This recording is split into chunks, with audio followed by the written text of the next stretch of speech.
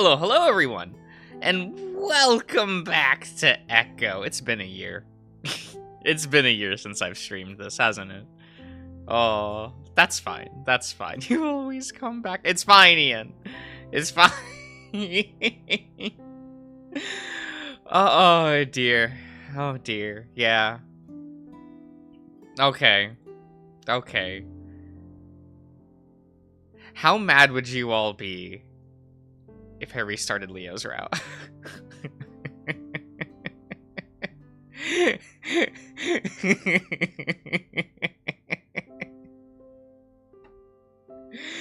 It's been over a year. Don't I deserve it? Hey, chat works? Yeah, what do you think I've spent the past hour doing?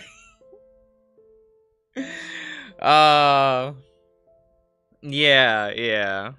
Is it even the correct size? It's a little small. I'll fix that next stream. You do what you want? No, I won't redo Leo's route until after we finish all the routes in this playlist, okay? Okay, so like what, we do... Do we do TJ or Jenna's route? Those are the last two. Those are the last two. It's fine. You can stop on the now.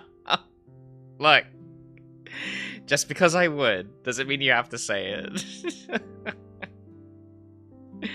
It's fine, okay?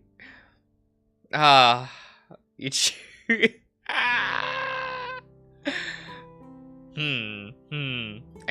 I see. Also, Ian, I went and watched the, I did watch Borderlands.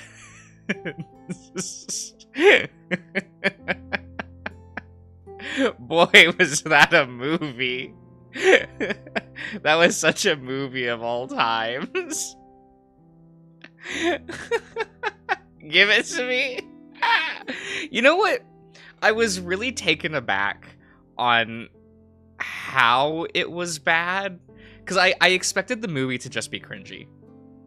Right, I kind of expected just non-stop unfunny jokes trying to be Guardians of the Galaxy was what I assumed I would be watching. And no, it's not that. Okay, so Ian, the introduction to Lilith is she's just like captured because she's a bounty hunter in this movie. She says very explicitly, I'm not a vault hunter, I'm a bounty hunter.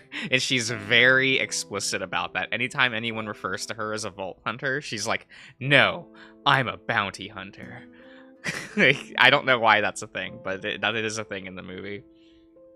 But when she brings in like her bounty to this bar, she sits down, like she has like a hood up, and when she puts down her hood, she and looks up at the bartender, she goes, sup. So that's as close as we get. That's as close as we get in the movie. Are there any vault hunters? I mean, technically your crew are vault hunting, but Lilith is like, I'm not a vault hunter.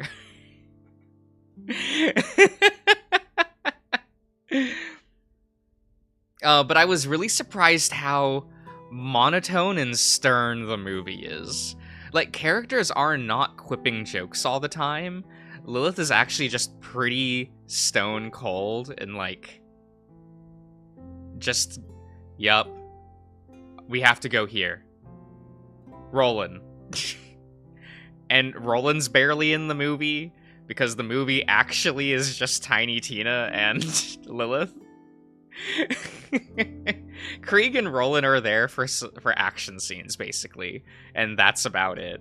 They don't really talk or interact that much. It's really weird. It's not what I thought the movie was going to be at all. Because it's very much like, don't you want to see Lilith and Tiny Tina have like parallel arcs and things? And they made it to where Tiny Tina is like a clone of an Iridian, and so she is the Vault Key. And I'm like, what are we doing? What is happening? I don't even know. Lilith doesn't have powers. It's weird. This movie's weird. I say Lilith doesn't have powers. That's the like climax of the movie, is she ignites her siren abilities. But it's yeah, that's a route to go down, right? And it's just it's Atlas is the villain. I don't know if Atlas was the villain in the first game. You know, I didn't play it. But that's it. He's like, I want my daughter back, which is Tiny Tina, which is a clone that he made. That's the movie, and it's weirdly serious, and it doesn't feel right. It just doesn't feel right at all. It's very odd. That and Lilith is the one that does the opening narration. Like, they do have a Borderlands style opening narration. What was the villain's name? Atlas? Like, it's just a guy named Atlas, and he's like the head of the Atlas Corporation. No idea. No idea what's going on there.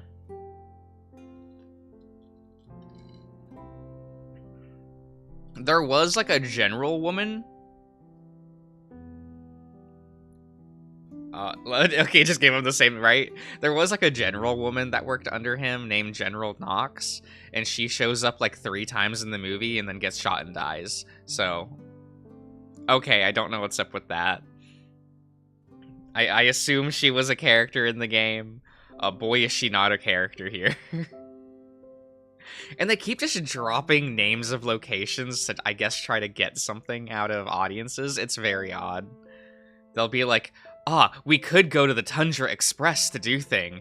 And someone else will go, no, it'd be better if we go to, like, Sanctuary to meet up with Tannis or something. And I'm like, okay, sure. Alice villain was General Knox. Oh, okay. Oh, okay. Sure. It's fine. The movie's not good. The movie's not good at all. It's... I found it boring more than anything else. Like, it's monotone. Like, there's barely anyone emotes in the movie. It's weird. It's weird. Like, the jokes that you see in, like, the trailer are the majority of total jokes in the movie. It's very odd. It makes me wonder, like, why this was even a Borderlands movie. They could have at least made it cringe. I was hoping it was going to be cringe. And I didn't get that one either. Oh well. It's fine. It's fine. It's laughably bad. Yeah, the 3D compositing is never quite right. Like, things look just out of perspective, making things just like the scene just looks off in a lot of ways. Also, anytime they are not on a green screen, right? Anytime they're like inside a building, the sets are so tiny. Like, it looks like they filmed it in a broom closet in a warehouse. Like, sets are so cramped. Anytime there's a gunfight indoors, it is not a fun scene to watch because the camera has to be so close to the characters because of how small the set is. It's not great. It's not great at all. Oh well. Oh well. We will... There we go. We will do this. How loud is the music? Do we do this? Maybe we do this. Do we... You know what? Let's save Jenna's route for last. Does that sound all right? Maybe we'll do it that way. I'm really worried about TJ. He's a sensitive little guy, and after a tongue lashing like that from someone like Flynn, I can't imagine what state he's in. I don't see him anywhere, as I scan the area, but I do see some trees and bushes further along the riverbank. Since there's really no other place to hide, I assume that's where he's at.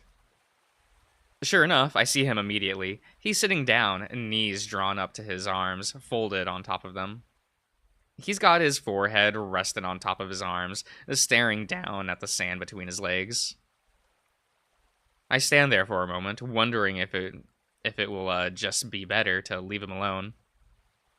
After a few seconds, I finally decide to sit down next to him, cross-legged. Don't do that, you'll cut off the circulation in your legs. His ears flick in my direction, and he turns his head to the left, away from me. I noticed a few wet spots between his feet. Maybe he just wants to be left alone. Got you. What? What? Did he? Right, there's no, like, real route variation in his route, right? It doesn't matter what I say. I can just be mean to him, right? We... Wait, aren't these the same thing? Basically, it's fine. Where's the punch his gut option? Okay, but, like, seriously, though. Like, and then kiss him? Now you stop that. Now you stop that, okay? This is TJ. We're not allowed to be nice to this cat doll. I decide that I need to break the silence. Hey, TJ. He doesn't say anything or move. You know how Flynn is. He's a dick. Again, silence. Everyone knows he's a dick. No one's mad at you. He does move, then slides his legs out straight and leans back on his paws. He's still looking away from me, rubbing his face on his shoulders. You want to go back and eat? Finally. I can't believe he did that. In front of everyone. I'm not sure what to say, so I stay quiet. After a minute, TJ finally turns his head, looking into the river. The wind picks up, reflections from the river highlighting motes of dust that swirl up around us. His face fur is a bit mussed up. Mussed up?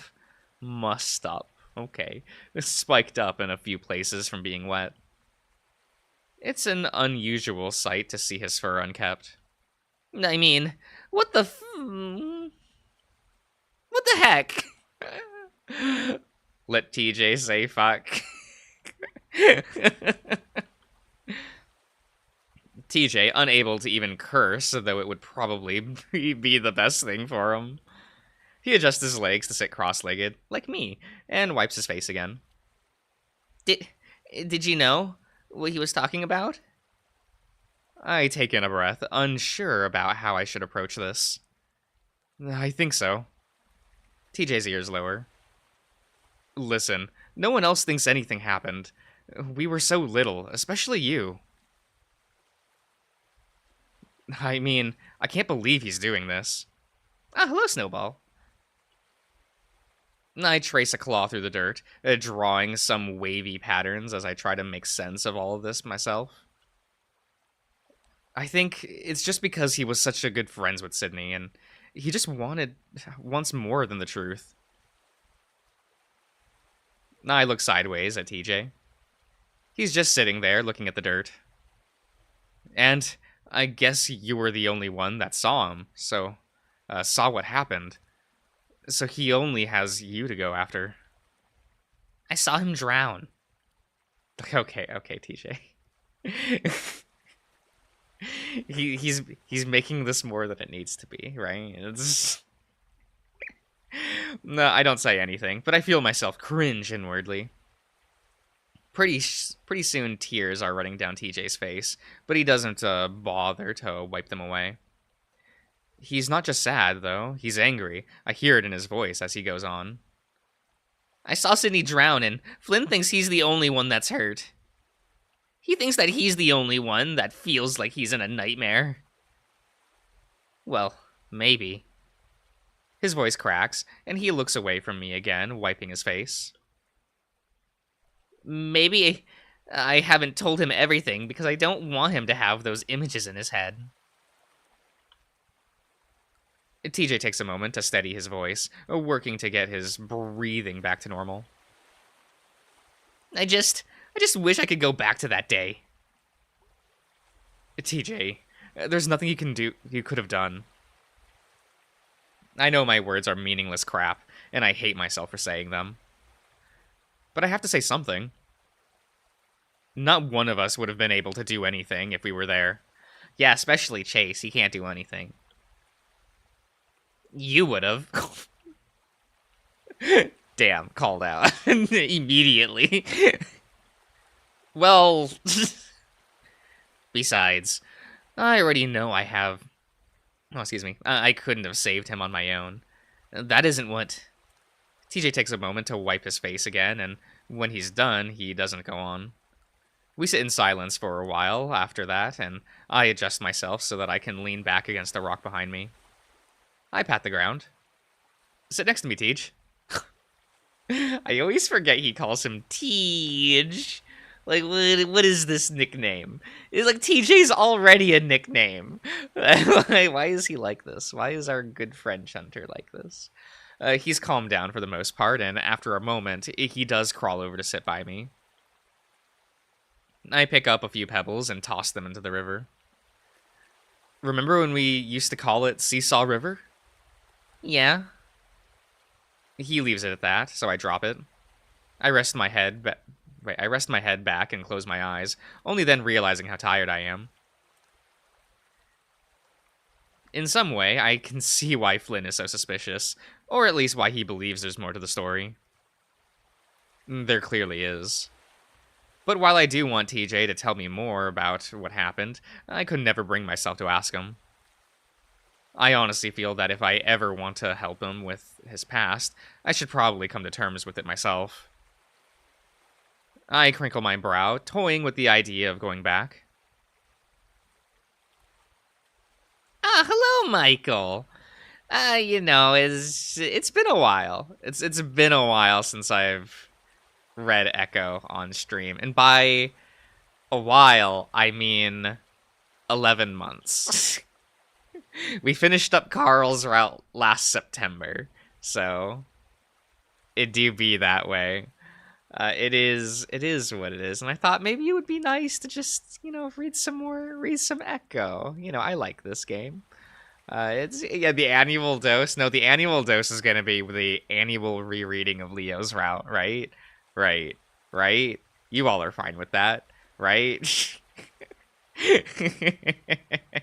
you guys have to be fine with that. It's something I actively avoid thinking about. We all do.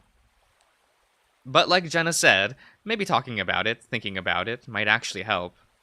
I dig my fingers into the pebbles on either side of me. The images come in a quick flurry, like something cycling through a Viewmaster too fast. Oh right, his is like weirdly short. His like interaction there, it do be that way. Aw, ominous. The sky is getting cloudy. The air crisp. Autumn. TJ sits in a daze. Jenna turning back to the town. Flynn pulling me into the water.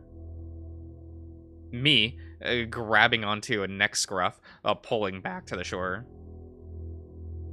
Wait, what did that say? Flynn pulling me into the water. Yeah, me grabbing onto necks. Okay, yeah.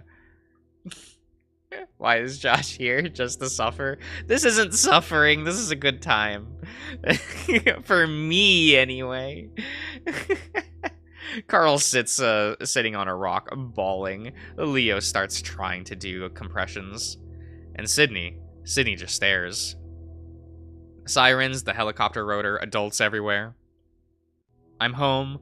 Mom's holding me. Dad puts on my favorite movie. What is it? What movie is it? What movie do you think is... How old was Chase here? Like 8 or 10? What do you think his favorite movie is? Is it Shrek? What are we doing? I watch. But still, Sydney stares. Oh, very good, very good. I open my eyes again, and the world is blurred. The light reflecting off the river makes me squint. I rub my eyes with the back of my paw, and it comes away wet. My chest hurts, and so does my head, throbbing and buzzing. I look over, and luckily for me, TJ is leaning back with his eyes closed like I was. If revisiting that day is so horrible for me, I can't imagine what it's like for him. Chase! Chase, come on. That was the best day of your life.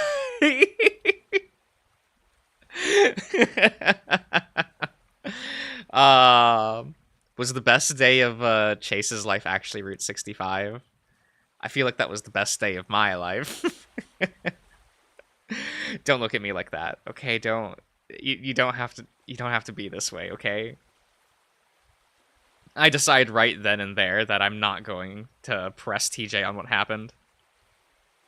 If he wants to tell me more, he'll do it on his own accord. I kind of want to swim again, but at the same time, I don't. That day really fucked up my view about water. He's ruined the whole trip. What a little pissy baby. And that's like the very first thing I think of whenever I think of TJ. It's like, oh yeah, he's our little piss baby. TJ speaks suddenly, and I look over at him. Flynn? No, he hasn't. TJ does finally look at me then, and I'm struck by how disheveled and sad he looks. I feel anger bloom in my chest, all of it directed at Flynn.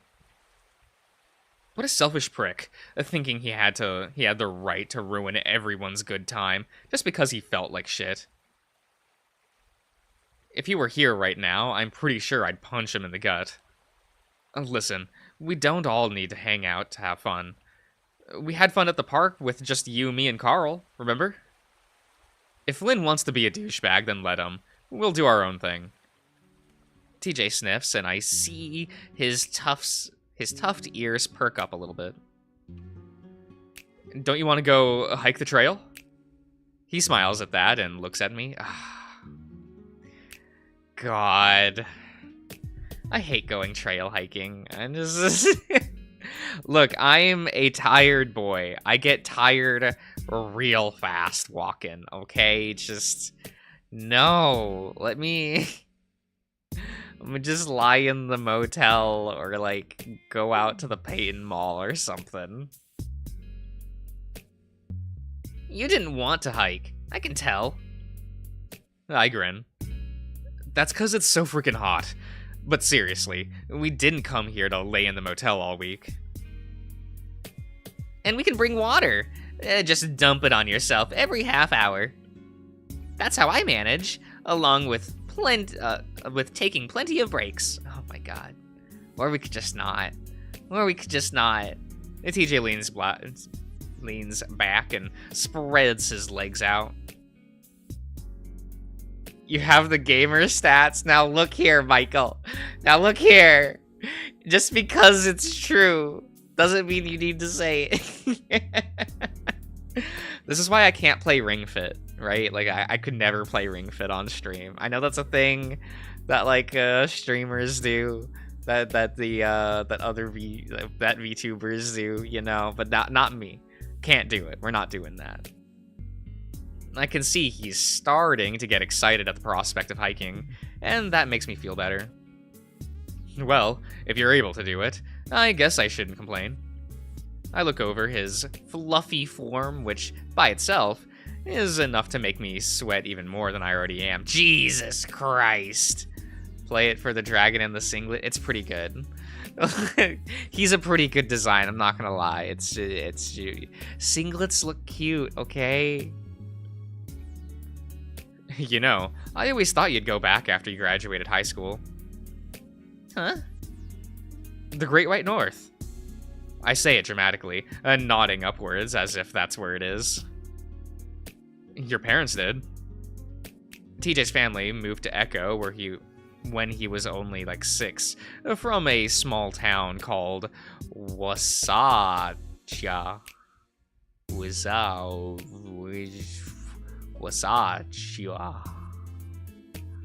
Nailed it. His dad got a job in Echo to survey the land or do something with wildlife. I can't remember what exactly it was. Oh, well, I don't really remember it, but I might after I graduate. They have some things up there that sound really nice. Was it to ya? Free healthcare? Ha!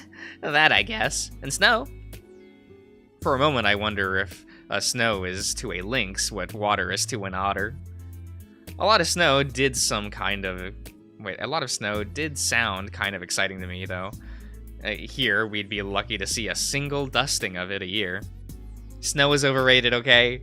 It gets everywhere, it makes everything wet, and yet it's still dry outside because of how snow works in the environment, and it sucks, and it's cold, and you can never bundle up enough. It's just, you know, like, when you get, like, 2 to 3 feet of snow regularly, you're like, you get over it real fast. Oh, hello, Cirrus. Snow is amazing. You get over it really fast when you get 3+ feet of snow. It happens sometimes. Anytime I went to, like, Minnesota to visit family, it's just like, oh, well, it snows half the year there. And their light dusting is a foot of snow. It's so annoying. And it's dry as fuck because the snow just takes the moisture out of the air. It's not good. It's not good at all. Hate that shit. You live in Chicago? Isn't that a city, though? Isn't it different in a city? Like, in rural areas, I hate it. Because you can't go anywhere. It's so weird. It's weird to have to call in to your school. Like, not school. College? Yeah. Like, to call into college to be like, yeah, I literally can't go to class. The road is blocked by snow. And then just go like, huh. Yeah, okay. It's that regular of a thing. It sucks. I don't like it. It doesn't help that I, like, physically die when there's too much snow.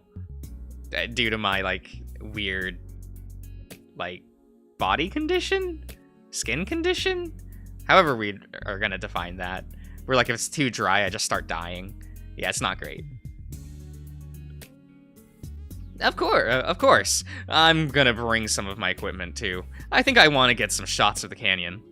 You're gonna go on a hike with camera equipment? Chase, just go die. Like, you're going to. You're gonna just... Okay. He waggles his, furry feet back and forth, and I hide a grin at his enthusiasm.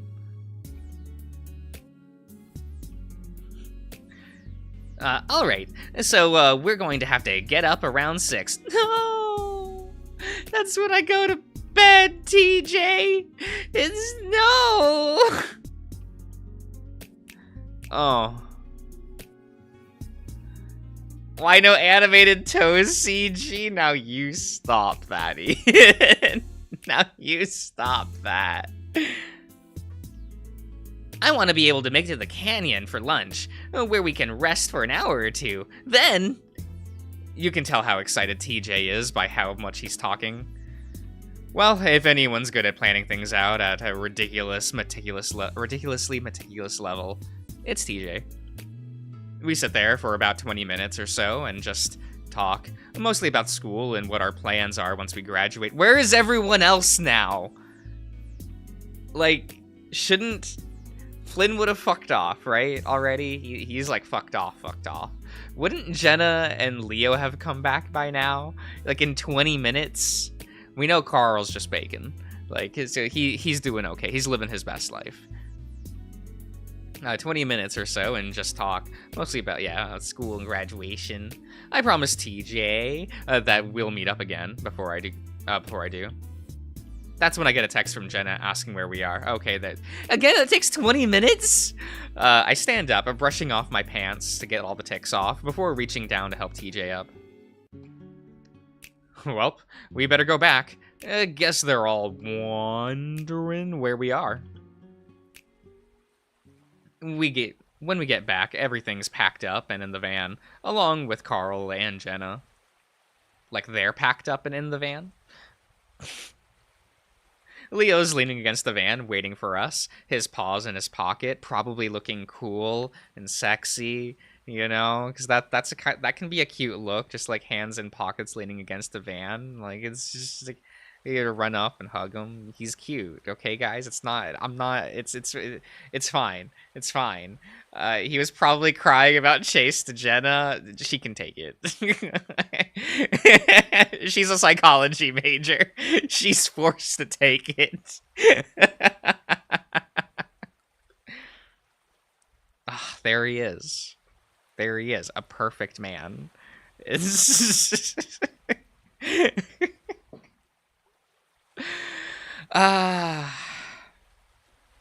sometimes I just like I don't want to admit to myself that like I don't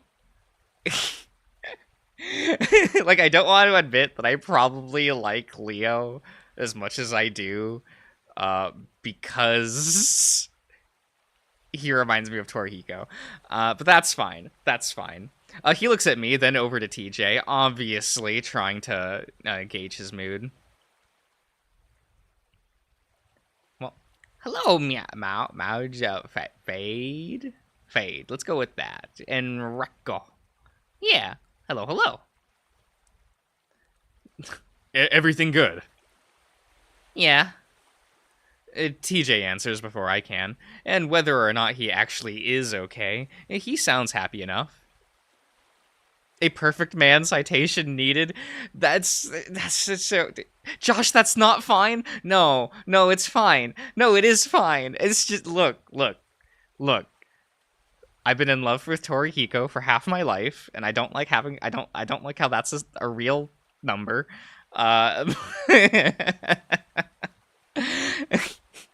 And you know, you pick up Route 65.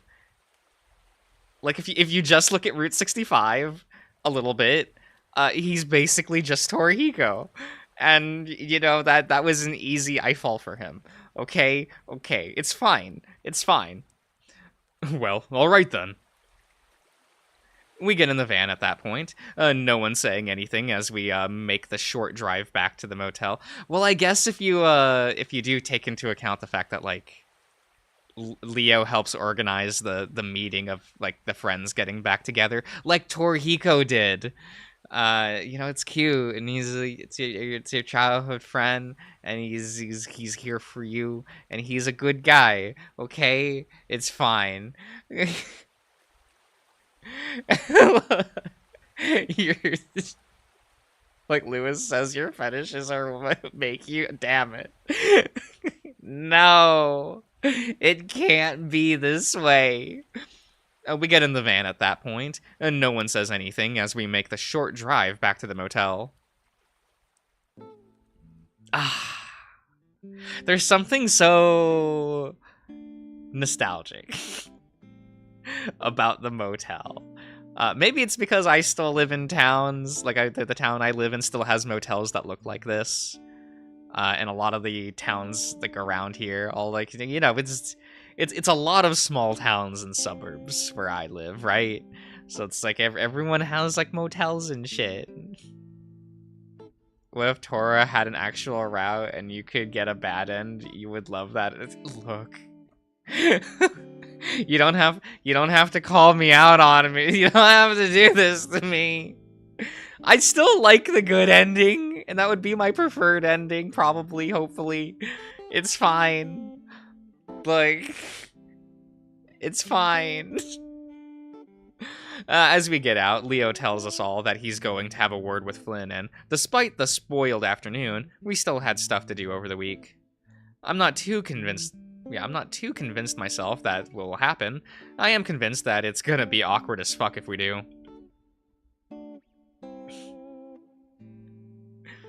Leo leaves for work at that point. Though Carl does end up coming in with us into the motel room. The rest of the day is pretty uneventful. We watch a few movies, then go to the diner for dinner. A few movies? What, are you sitting there for hours? Kind of thought it would be like, okay, you go, you have dinner, you sleep. Right? What do you mean a few movies? What kind of movies do you think they watched? Do you think Jenna decided? I think Jenna decided. Afterwards, we just sit in the room and talk, Carl filling us in on how things have been in the town over the past 3 years. It's not long before the conversation drifts back to Flynn and his outburst. No, I think he's just antsy because he realizes how shitty it's been without you guys. Trust me, he's already kicking himself for it right now. Even if he doesn't mean anything, and Unless he apologizes. Oh, you know how he is, Jenna. He's sorry even if he won't say it. I don't care. He's going to have to realize that none of us have to put up with him anymore. Yay! Why don't we all get some ice cream? I've been wanting to go to Ray's ever since we got here. It's hard to tell if TJ is just trying to change the subject or actually wants ice cream. Probably both. If you want to drive half an hour to Peyton, sure. What? Why? They moved it there. It sucks. I haven't had their rocky road for a year. For a year now. Aww. Well, it's just let's just stop by when we get to Peyton next. I assume we aren't staying in Echo for the rest of the trip. Oh, Chase! Can you take us? I just smile at him from my spot on the couch. Oh, he's stuck on the couch. Sure, why not? Yes, I love the cookie dough. What about you, Jenna? Jenna's busy looking at her phone. Huh? Oh, I've always enjoyed their butter almond. It's hard to find that flavor anywhere else. And Jenna looks at TJ looks at me and I open my mouth to answer. But for a moment, I draw a blank. The memories of Ray's hazy and blurred. My head is still buzzing. Oh, vanilla. Chase! Do we have any vanilla enjoyers in chat today? Do any of you order vanilla when going to an ice cream parlor? Personally, I always get the mint. That is just me. I feel like if I do get vanilla, it's not because I get, like, a vanilla ice cream cone. It's more like, can I get, like, a fudge brownie sundae thingy? Because sometimes I do that because I'm a child. But, like, beyond that, it's usually the only time I'm getting, like, vanilla ice cream in a thingy thing. So this is TJ's route? Why would I ever play TJ's route, Cirrus? Tisk tisk. I would never. I've been feeling pretty shitty ever since I had that talk with TJ by the river. I make a mental note to steal some of Jenna's aspirin before I head to bed. Because she steals your dino eggs. In Flynn's route. Well, Flynn was right about one of us, at least. Carl! What's wrong with that? Everyone likes vanilla. I grin even though Carl's comment hurts me more than it should. He's just joking after all. But I mean, who loves it, right? Personality of a rock? No. I think Chase has a good personality. He's a good lad. We enjoy him in this household. I date him. I think it's a good answer, especially if you put toppings on it. Toppings? I see. The buzzing picks up, and I feel a dull pulse behind my eyes. The three of them continue to talk amongst themselves as I lean my head back against the couch. I close my eyes, trying to will away the pounding in my head.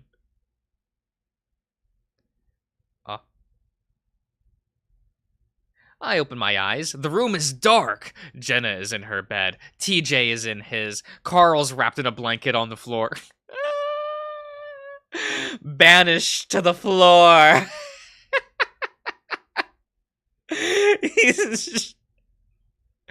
Carl's not allowed to have this bed. Sleep on the ground. Oh no. Oh, hello, honey. I have had good sleeps on the floor. As have I. It's all good. I just think this is funny. That they're like, sure, Carl can sleep here tonight. And even though, what's his name? Chunter is on the couch, Carl, you still don't get a bed. Sleep on the floor. TJ will not be having any company in bed tonight. Like, I lurch for my camera bag, then look around wide-eyed. Yeah, I sit on the bed next to TJ and stare at the door. Yeah? Oh, okay. Okay. TJ stands at the edge of the lake, staring across to the other side. He has one paw in his pocket, the other holding a beer. Holding a beer? Yeah, okay, yeah. Very good, very good. The thought of TJ, like, sitting there with a beer bottle, grizzled, slit like an almost burnt out cigarette in one hand, like, that's the image, right? Like, he takes a drink from it. TJ doesn't drink beer. Oh, eto. Oh, there we go. Was not tabbed into the window correctly. That's fine. He pulls the tab off the top, then flicks it towards the lake. It whizzes like a weed cutter, skipping across the water and kicking up spray. Suddenly, his ears snap up, and he sees something I don't. He turns and starts to run. He's at the dead sprint. Yeah, he's at a dead sprint when his legs snap out from under him, and he falls to the rocks. Beer splashing everywhere. Okay. A chain is pulled taut from the lake, connected to his ankle. I get up, wanting to help, but I can't. I look down, my wrists and ankle chained. That's fine. That's fine. What is this? Only a dream. Only a little dream. I should be drinking more from my thermos. Remember to keep hydrated, guys! It's fine. Cough, cough. Nightmare. It's a nightmare. I get it. The sun is bright, and I'm pretty sure I can smell the fur searing at the top of my head. Very good, very good. It's the end of March, so it's not nearly as bad as it could be, but being right under the sun is like... We've only been on the trail for about 10 minutes at this point, and I'm already regretting it. Chase! TJ, who's about 5 feet ahead of me, turns around. It's at that point that I realize he said something, and I have no idea what it is. Answer despite not knowing the question. It's funnier that way. Everything okay? Yeah. Sorry, yeah. What did you say? He looks concerned and walks back towards me. Remember, if you have a headache, or feel sick to your stomach, or if you start feeling like you're not yourself, that's every day, TJ. Don't worry, I'm fine. I try to give him a smile to show it's true, but he's already in the process of unscrewing a bottle of water from his backpack. No, wait, you don't have to...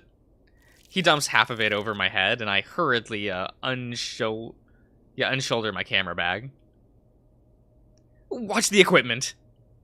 Sorry, Chase, but you're not having a heat stroke on my watch. You know, I've studied otter psychology. You guys don't do well in dry, hot environments. He's pretty close to me, having to dump the bottle over my head.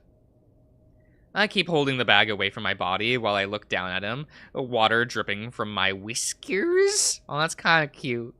That's kind of cute. Otter psychology.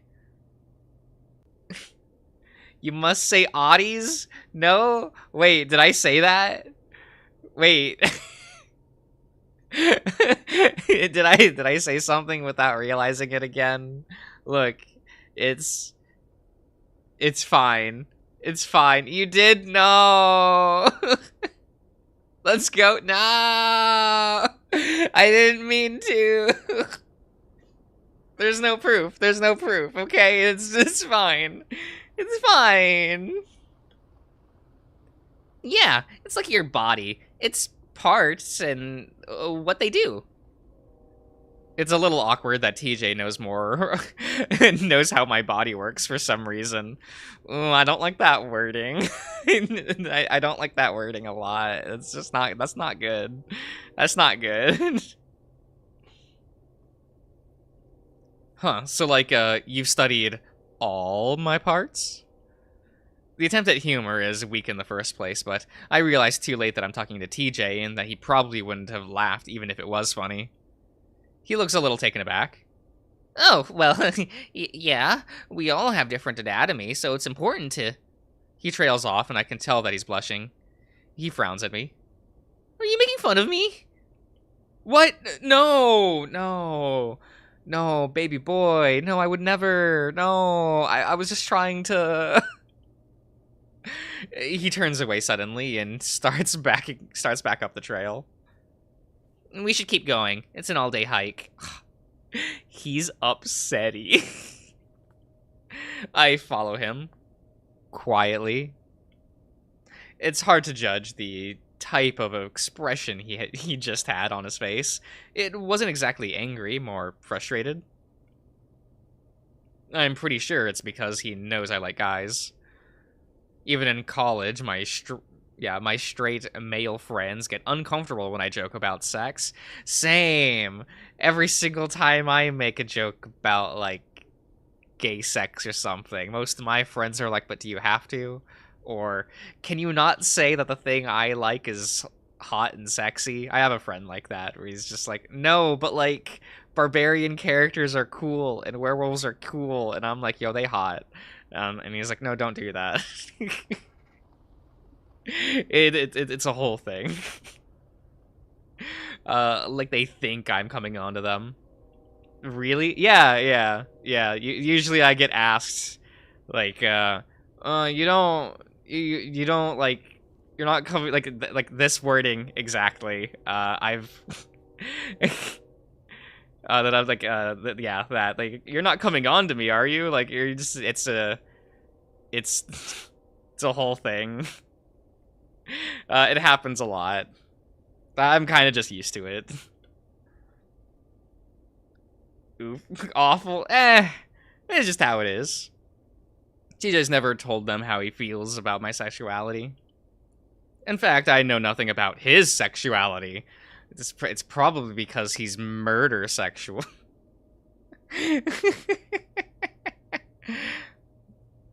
You kind of hate TJ?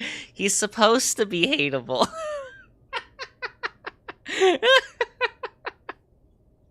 He's just a little guy. I think he dated one girl in high school, but that fell apart pretty quick. Yeah, there's a short story about it. She had problems fitting in, so he befriended her. Obviously, she took it as him liking her, so she asked him out, of course. Of course. A bottom, like... A bottom like TJ would have never taken the initiative and asked out somebody. TJ, of course, couldn't say no. He's always on a quest to make other people happy. Bangable until I recognize. Oh my god. Oh dear. Oh no. Anyway, he definitely isn't homophobic. Oh, he's homophobic, alright. He seems really but he seemed really happy for me when he found out I was going out with Leo, and he seemed really sad when he found out that we broke up. He doesn't exactly follow any particular Christian denomination that I know of. He hasn't even weighed in on the whole Jesus species debate.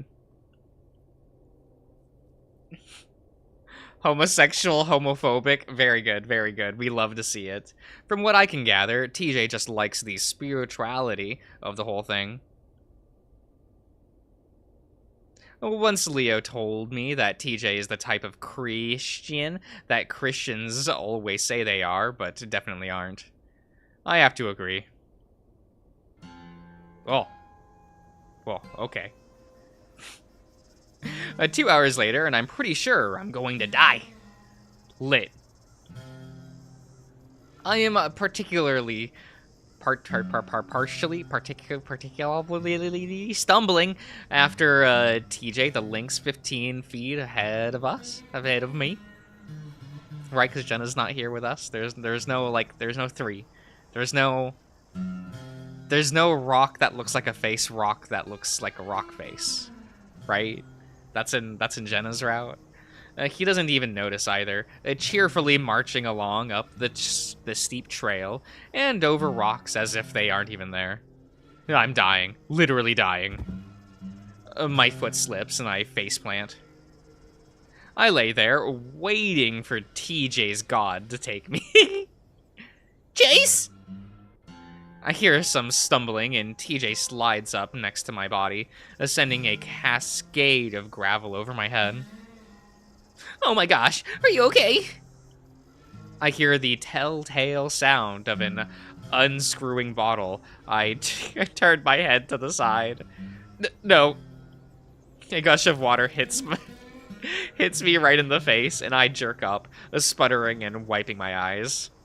For the love of God, TJ, stop it! Let's get you to some shade.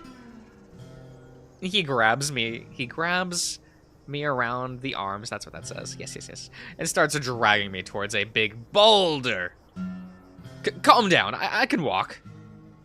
Are you sure? Yes. TJ looks incredibly worried right now, hovering over me as I make my way to sit against the boulder. Dude, it's... I'm fine, I'm just tired. I don't know how you do it. TJ keeps watching me, and once I sit down, he kneels next to me, then runs his paws through the fur on my forehead, feeling it with his paw pads. You're a little warm. We should rest here a bit. He takes out another bottle of water. It's like he brought 50 of the damn things. I want his entire bag to just be filled with water bottles. It'd be really funny if he just had 2, gallon jugs in there, right? I think that would be funny anyway. We should probably get your clothes wet. Oh, no. Or Chase can just take his shirt off, right? Right? Yeah, right? I put a paw on his shoulder. TJ, calm down. I'm fine. You sure? Because... TJ. He stops babbling and looks me in the eye. The water bottle in one paw, the cap in the other. What's up?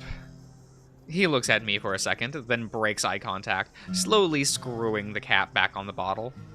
Sorry, I just want to make sure you're okay. I'm the one that asked you to come. Relax. I'm just being a little dramatic. All right, if you're sure. I am, but I could use a drink. He hands me the bottle. Good idea. Have you been making sure to drink a lot? I have plenty.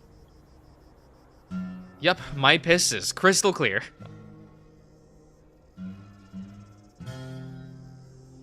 Okay.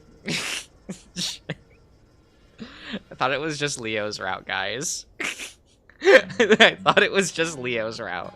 That was it this whole game?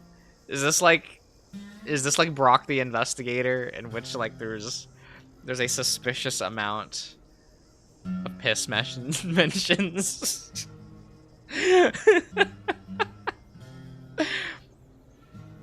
TJ's muzzle quirks as I take a long draft of water from the bottle. I cap it and barp. You know what? I think it's because I'm starving I'm starving. When are we gonna eat? That's in Brock 2. I never noticed. Graph literally makes a piss drinking machine.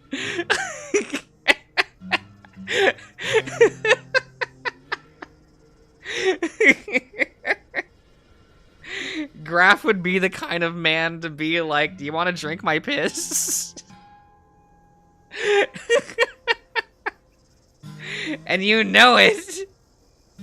It was a water recycling machine. Serious. Serious. That's what they want you to think.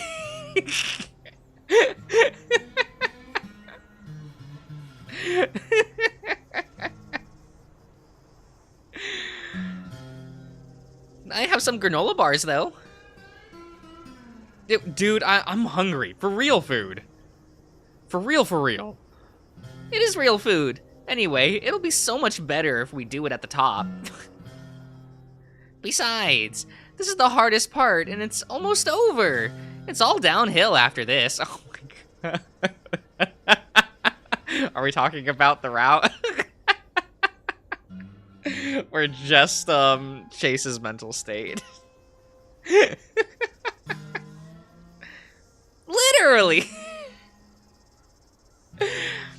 I can tell he's getting anxious to start moving again, so I take one last gulp and get up. I don't get how you're so damn unaffected by the heat. Oh, I am. I'm just, keeping wet. I forgot how the phrasing was in this section. It's, while he takes his, wow, okay. While he talks, he starts pouring water on his shirt. It's a stick slicked to his torso, showing off his tight chest and flat stomach, his navel a dark indent through the fabric. Damn, okay. Chase. Chase. Please. I make sure I don't stare too long, not wanting to make him feel awkward again. Either way, I can feel my crotch area getting a little tight. Being in a motel room with 2 other people doesn't exactly give me much time to relieve stress. Just do it anyway! They're probably asleep. And, you know, you do have the bathroom. Like, Chase, you have options. You've got options. Oh my god.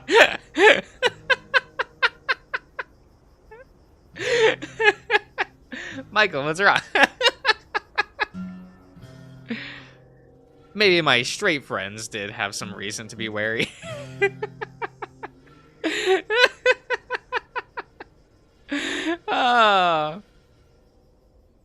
He's bad at everything. Yeah, right? I keep my eyes focused on TJ's. I guess it's how you can keep moving like you do. Like, you're in the middle of the desert. Well, I run a few miles on the track every day at school. Jesus!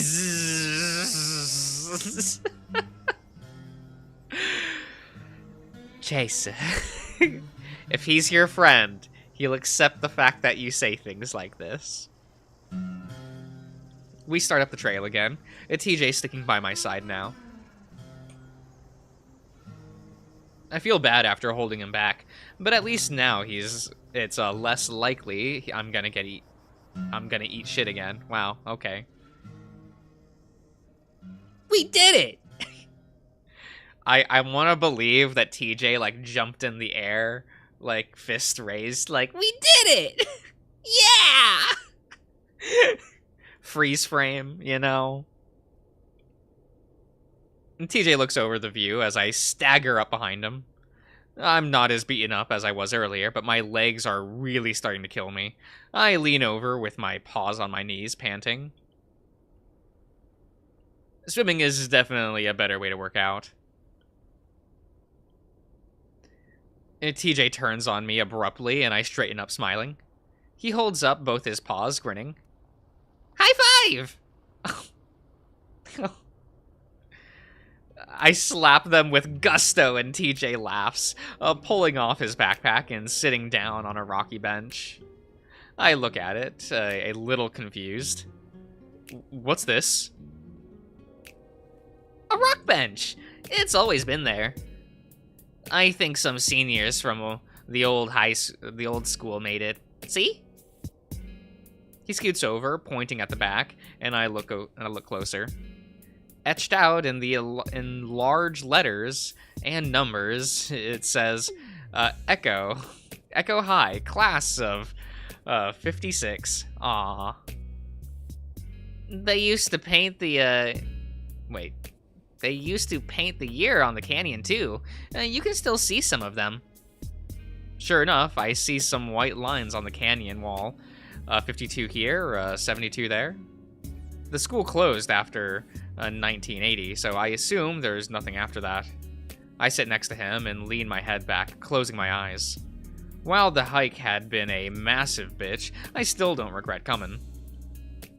Not just for TJ's sake, but also because there's something nice about being isolated like this, like we're the only people on Earth. I feel a weight fall from my lap and look down, expecting to see a tasty sandwich. What?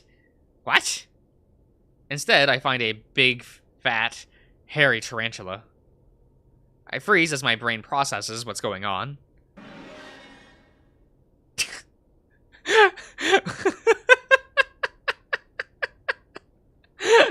I forgot there was like a music sting there.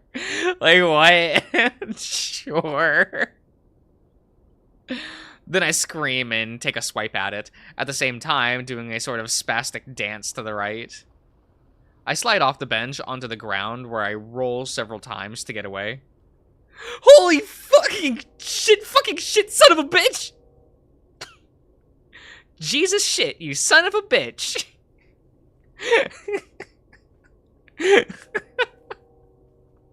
I roll to my feet and stumble back further away from the bench, eyes scanning the ground for the giant-ass spider that is sure to be after me. That's when I realize TJ's laughing. Oh my god, slap him.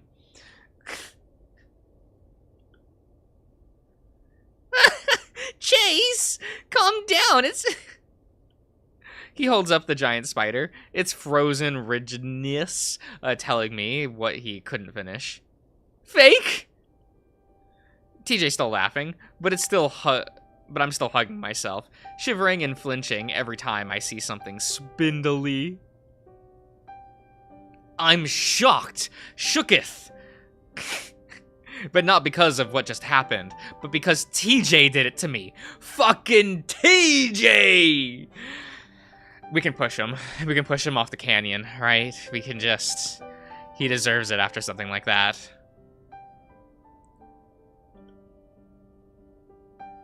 Feeling betrayed, I glare at him as he beckons me with a paw, wiping at his eyes with the other. Oh my gosh, I'm sorry. But Jenna made me promise her that I'd do it. That figures. Jenna is the type to always play pranks, and yeah, I hate to say it, but it's because she's a fox. Oh, speciesist, let's go!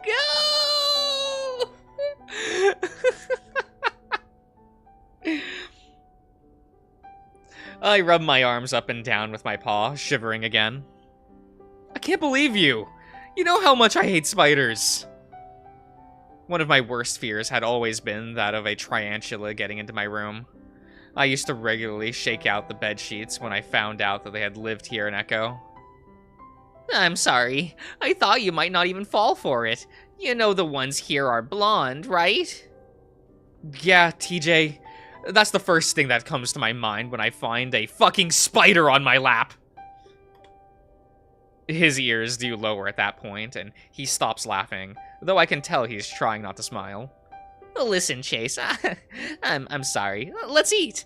I know you're hungry. Just push him. My stomach is painfully hollow right now, so I slowly walk back to the bench. I try hard not to be such a spoilsport as I reach out to take my plastic-wrapped sandwich from TJ. He squints some hand sanitizer from a little bottle on my paws first before he lets me. Oh, okay. We share a bag of chips and quietly for a few minutes, just talking in the nature. Still, even out here, I'm able to hear the train horns. He's just like you, Fur. Shut up. It's fine. Oh, the CGs from the artist for this game. Well, there was multiple CG artists, right? Like the guy that did the Carl route CG for like the beanbag scene, and the CG for the stadium. That's one guy, right? And that's separate from this. Right though. I feel bad about the silence, though, since I'm worried TJ will think that I'm mad at him. I mean, I'm annoyed, but he's just too damn innocent. To actually be angry with. No, be angry at the innocent one. It's easier. It's funnier that way. The sun's beating down on us at this point, and it's uncomfortable feeling my semi-damp shirt rub up against my shirt. Take it off. Take off your shirt, Chase. Take it off. Setting aside my food for a moment, I strip off my shirt, the wetness giving me a bit of trouble. As I do this, TJ stiffens up next to me. I look over at him, and right away, it's pretty clear he's trying not to look at me. Oh. What? He has the most CGs in this game. Yeah! They're cool. Their art's nice. I wonder if TJ is just one of those guys that's embarrassed about showing any kind of fur. He only ever took his shirt off to swim, and even then, he always seemed embarrassed about it. At that moment, both our paws slide into the chip bag at the same time, and TJ jumps, pulling his paw away. Oh my god, loser.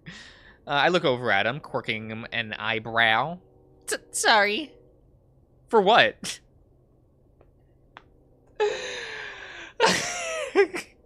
My daddy said. So that's intentional, right? That's intentional, right? Right? There's no way that's not intentional, right?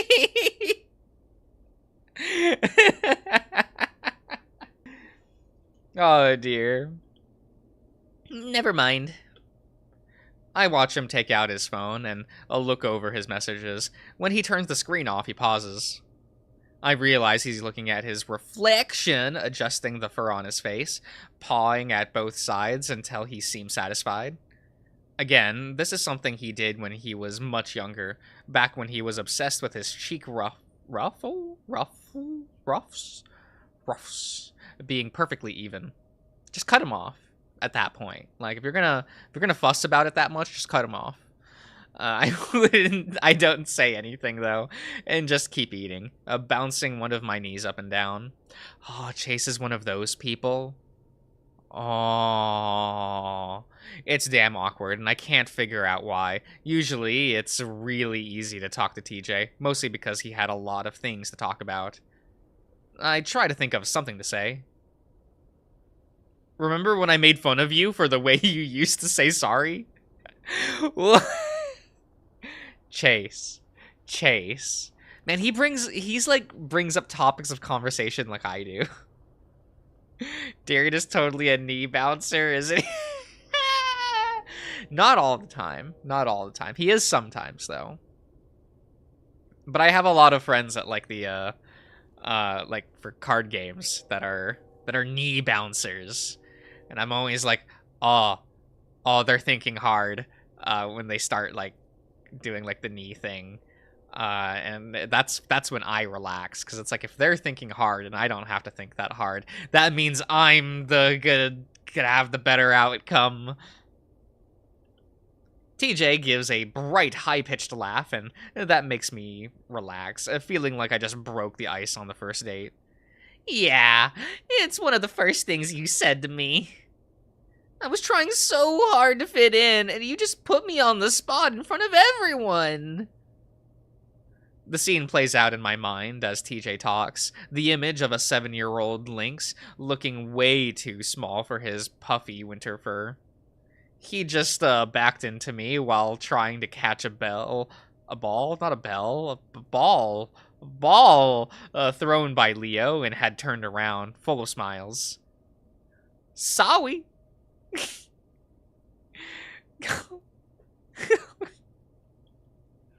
I pointed and laughed. Why is Chase so based? He's so good, guys. Chase is so good. Chase is the kind of guy that someone would trip and he laughs at them first and then asks someone else to help him up. Like, he's so you. No, stop. No, no, it's fine. It's fine. Chase is literally me for fur.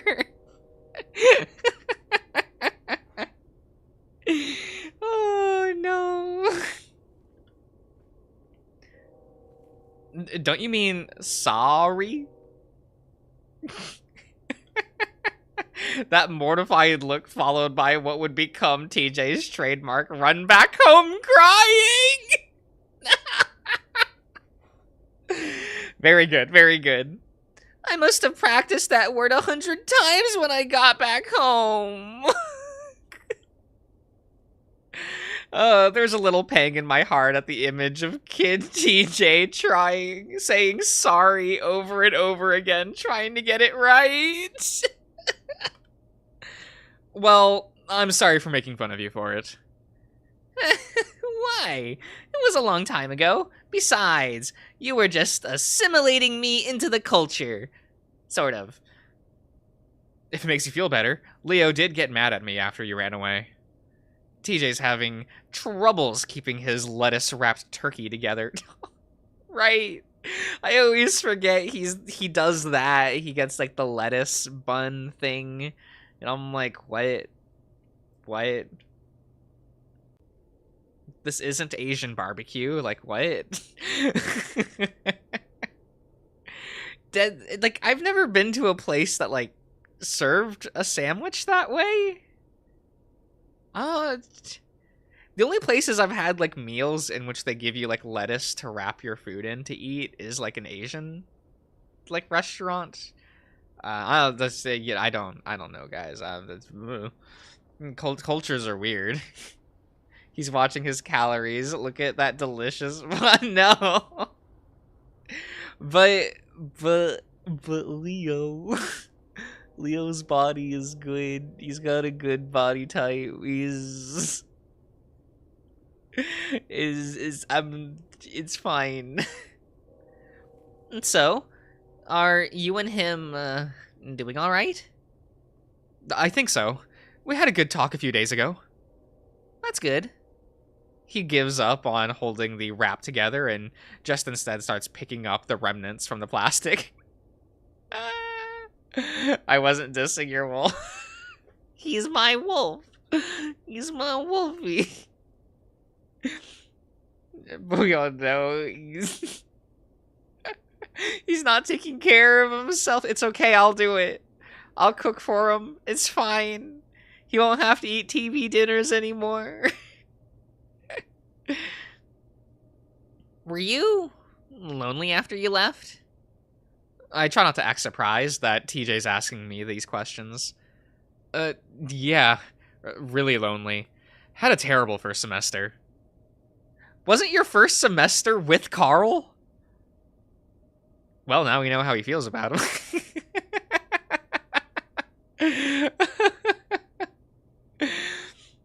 Really would be a housewife. Yeah, for him, yeah. Aw, what about now? Kind of. I guess I just haven't been able to find someone I connect with like I did Leo. Then again, the GSA at the university is practically dead, so who knows? Maybe after I graduate. We eat in silence for a while longer, and though it's less awkward, I'm still trying to figure out what brought TJ to ask me those questions. I crumple up the plastic and toss it into my backpack before getting up. Second hole in the wall this week, don't worry. No, don't do that. Don't do this to me. Look, if I was dating Leo, he wouldn't be playing Counter-Strike anymore. So it wouldn't happen. We would be playing co-op in Borderlands and having a good time, right? Right. That's how that would work. All right, now I gotta find a good spot to get my shots. It shouldn't take too long. Oh, there's a great view at of the canyon just up the trail there. He gestures in that direction with the half-eaten wrap. I wave to let him know I heard and make my way up the trail. The town's namesake isn't much of a canyon. You probably wouldn't even realize it is one without being told. What? Oh. The Borderlands 3 got an update. You can start a new character at max level if you've beaten the game before. Oh. Oh. So I can, like, start a character with, like, what are their names? The women try to use an action skill once and go, I don't like playing this character, and then just never play it again. Very good, very good. And go back to Zane. I sidle up as sidle up as close to the edge as I'm willing, taking a look over the side. Oh. Feet press pebbles over the side. They clatter down the edge of the cliff. It's dizzying, and I dig my toes into the rocks, feeling as if I'm going to tip over. Tears and rain mingle, finally letting go, going limp, wind giving the final push. I back away. Impact. Instead of release, pain. I feel the buzzing starting up of my head again, and I sigh as I bend over and reach into my camera bag. I almost wish I could stay here until sunset, since the canyon would be a great backdrop for it.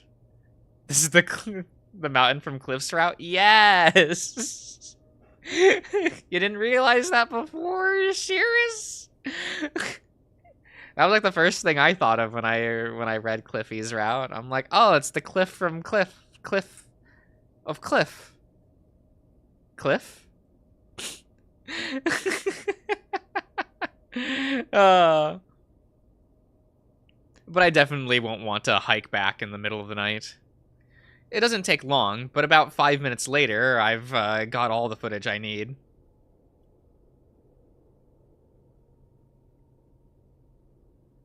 Cliff and Quiff. Yeah. Hiking all this way definitely isn't worth it. But of course, that's not the reason why I did it. You finished? TJ walks up behind me as I'm bending over to put my camera away. Yup. He hands me a water bottle and I take it from him gratefully, pouring it over my head and chest, the fur flattening down over my body. Pour it on my dick. TJ looks at my torso, his muzzle quirking at the corner a bit. You know, you kind of look like Jared Grazie? Who? What? We're moving on. I raise an eyebrow at him. The Survivalist from the Wilderness Channel. Quirked up white boy. Oh my god. Oh, from the Wilderness Channel? What, just because I'm out in the wilderness and shirtless? Well... You saying all otters look the same? Yes. No, I mean, not just because you're an otter. I mean, your bodies are, I mean... Again, TJ's just got me questioning certain things about him. TJ, I'm kidding. Yeah, right. Of course. He rubs his shoulders sheepishly as he slowly walks up to the edge next to me. Wow. Push. He gets closer to the cliff, though he does it in a manner in which he's spread out his legs and arms, bracing himself against the ground. He peers over the edge, looking absolutely ridiculous. We're so high up! I smirk, sneaking up behind him.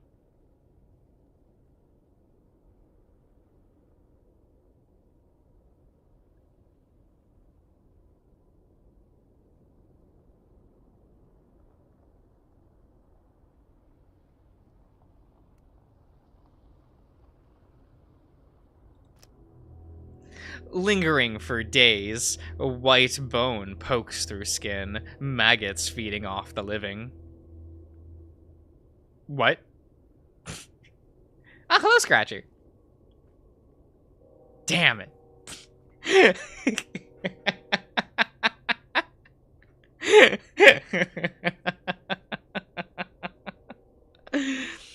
Oh, okay. Yeah, well. Oh, what a cockblock.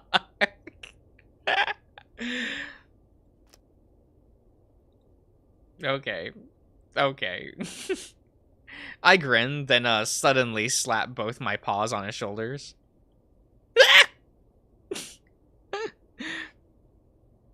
It's a pleasant surprise. Yeah, it's been a while since I've done one of these.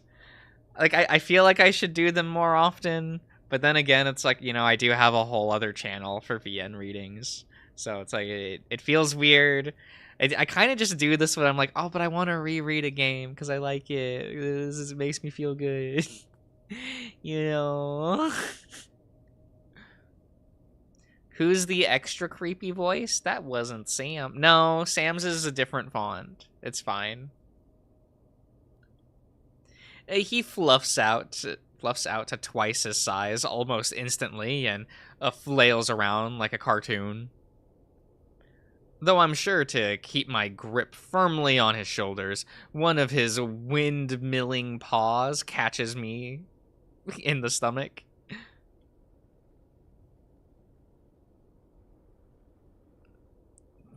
I thought he has a couple voices that are exclusive to this route, I think. Because the mirror scene isn't this font either, right? So it's just kind of, you get to see multiple entities in this route. It's kind of neat. They just doing things. My laugh is cut off in a grunt, and I quickly pull him back before he can accidentally launch himself off the cliff. Jesus, TJ, calm down! His waving paws finally latch onto my fur, and before I know it, he's got his arms wrapped around my body. I stumble back, clinging to him as well. We stand like that for a few seconds, and I can't help but guiltily feel a bit of I feel a bit tight in the pants again. It doesn't last long though, and soon TJ lets go and swats me in the chest with the back of his paw. Are you kidding me, Chase? How could you? Ah, hello, Selkie. I'd respond, but I'm busy trying to stop laughing. TJ wipes his paws off his pants. On his pants, yep. You got all your sweat on me. We've been pouring water on ourselves. It's mostly water. TJ! Like, come on! Yeah. You didn't think I'd get you back after that tarantula prank. It wasn't real! I could have died! Calm down, you're safe now. I put a paw around his shoulder and pull him in close. He tenses up, but does relax after a few seconds. You're all wet and sweaty. Yeah, and you probably like that. You'll air dry. We stand there a while, and not really ready to head back yet.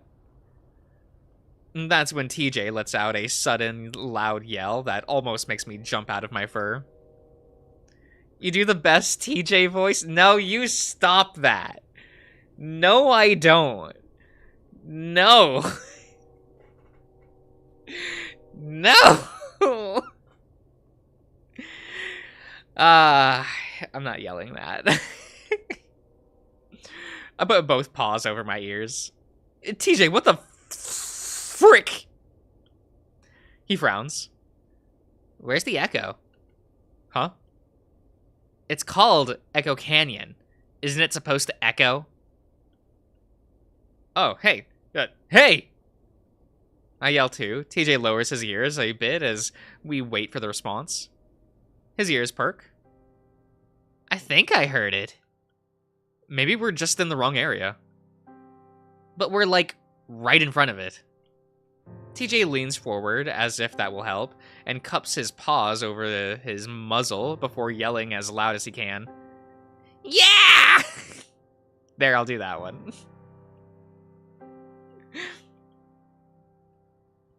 He just said the name of the game. Oh my god. This time, I do hear a return. It's muffled, scratchy, ugly, but it's an echo, all right. TJ makes a face. That sounds kind of creepy. Well, what did you expect? Everything's crappy around here, including Echo's echo. Blah. Again, we're answered with a raspy, ugly response. My voice twisted and distorted. Seems a bit silly to name the entire town after that. I think it fits. I grunt as I sit down, spreading out my legs with a sigh. TJ does the same, except with his legs crossed. You really hate this place, don't you? He looks sideways at me. You don't? Of course not. All of my best friends are from here. I mean, some of it is bad, but why let the bad taint the good? I make a non-committal grunting sound. I wish we all could have come up here together. He really does look disappointed, and I feel bad about it. Yeah, there is no route in which like everyone does the thing, right? There's no happy version of the Wednesday either, right? What? I'm not good enough? TJ giggles. I really am glad you came. It means a lot.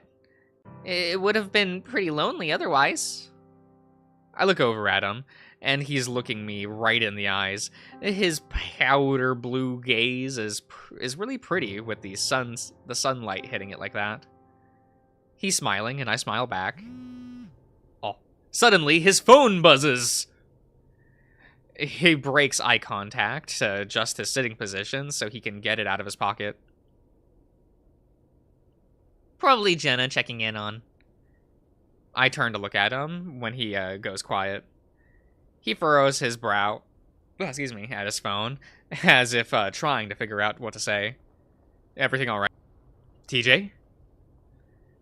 I start to lean sideways to get a look at what the message might be. But TJ quickly shoves it back into his pocket. Nothing. Just a long message from my mom. I don't believe that. Give me your phone. Punch him, takes phone. I can tell right away he's lying, which is fucking crazy because I don't think TJ's ever lied to me. At least not so easily. Oh, my poor sweet summer child Chase. It's so easy to lie to you. Especially for TJ. Is it bad?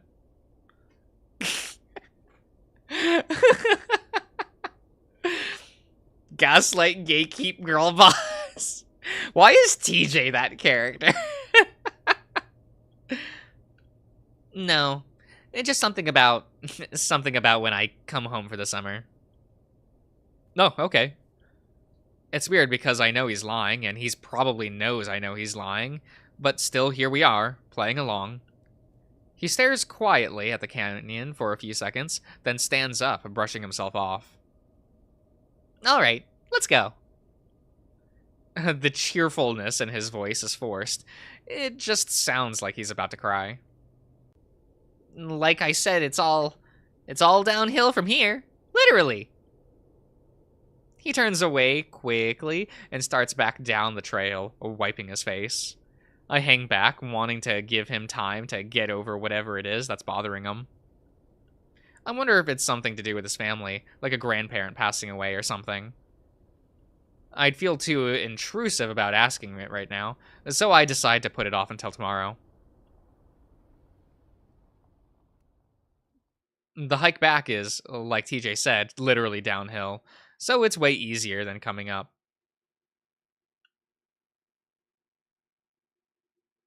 He seems pretty honest. Oh, Cirrus. TJ is, you know, he's the master at gaslighting. TJ's, still a little... Wait, what is it? TJ's still a little overbearing, making sure I have water and bumping a few unsolicited bottles over my head. That's what that says, right? Even then, he's still acting a bit detached. I try to stay upbeat, though, and since TJ's never been one to sulk for long, I get him warmed back up pretty quick. But by the time we get back to the car, he's in a pretty talkative mood again. Right, Chase has a car! We have a vehicle! We get to go around! Everywhere in Echo is accessible to us. Sometimes I forget that he has a car, other than like that one moment in which his car go gone. So I'm thinking we get Jenna and go to the diner for dinner. Sound good? Sure, I'll text her. I reach out to turn on the radio, then I remember where we are. So now that we're out, we've got hiking out of the way, what are we gonna do with the rest of the trip? We've got like 3 days left. 3 days left? This is Tuesday. Wednesday, Thursday, Friday,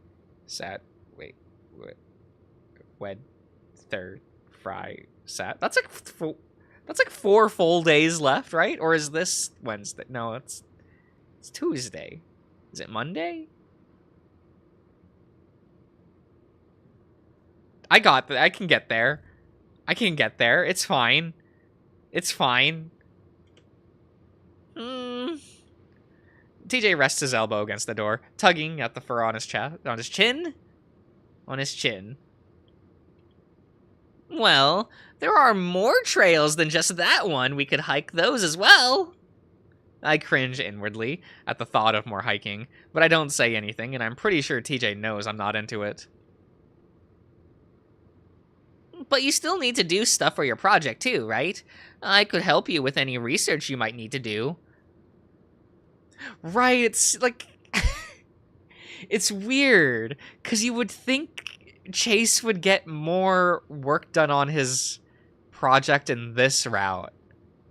Is it weird that Leo and Carl's routes are, like, the routes he does the most work on it? That's weird, right? Like, Leo actually helps. It's weird. He's good, guys. He's good. He got a library card just so that you can do research. It's fine. I'm really sad there's no CG of the scene where you're at the library, because the description of, like, Leo pouting, like leaning against the table is so cute. Like, it's just... no, it's cute. It's fine. Don't look at me like that.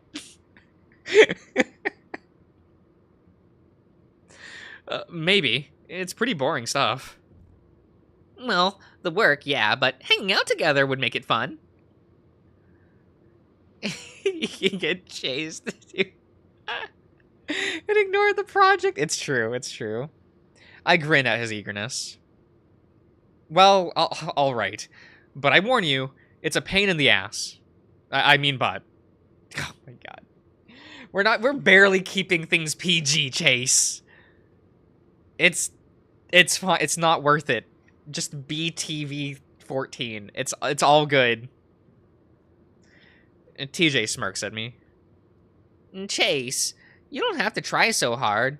Anyway, I just want to help. Yeah, of course you want to help you little... Ah, the diner! It's been so long since I've seen it.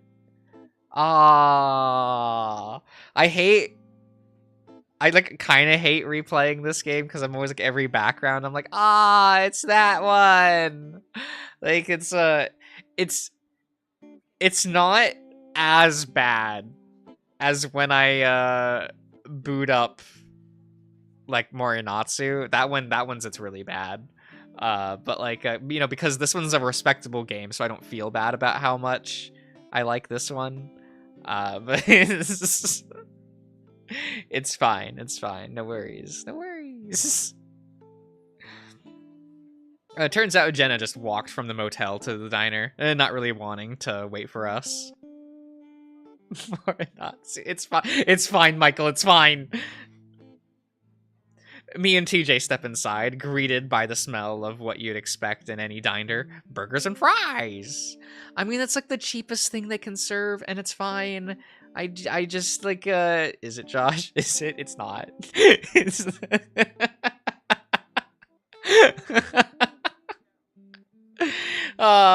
it is what it is. Look, I played that game when I was like 15 or 16.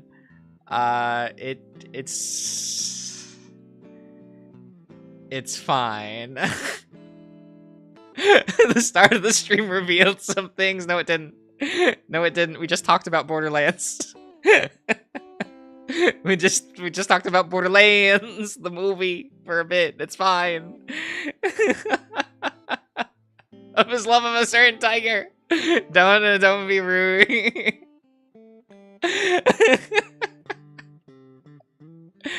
I don't have a type. It's fine.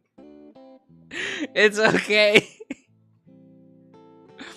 It's good. It's good. Do you guys order burgers and fries when you go to a diner? Is that a thing you guys do? I don't really go diners, but you know, when I get a burger, I order a plain ass burger, just bread, meat patty bread. Like, I'm flooded with old memories. It's a place that I had gone to eat every weekend for over 10 years of my life. I smiled despite myself. While I complained a lot about Echo, this place held incredibly happy memories, most of which involved my 5 friends. What? One heaping plate of your best fries. Lit. Actually, damn, that burger must be dry. But it really isn't, though. Like, the meat patty should have enough, for lack of a better term, grease. So, like, if the meat patty itself isn't dry, it doesn't feel dry to eat the burger. So, like, if it's a bad burger, yes, it'll be dry without anything on it. But, like, if the burger is good, then it should be fine. Okay? Anytime I cook a burger, I cook it medium. So, like, it still has a lot of the juices in there. You know, we don't overcook it at all. And so, like, it's good. It's good. At least I like it that way. Josh's juice, stop. No, stop. No, stop. No. No. Guys, please. Please. Don't do this to me. Don't do this to me. We see Jenna right away as she steps out from the booth next to the door. Hey, boys. Why does she have to be the girl? Can't let you dry out, please. Hey!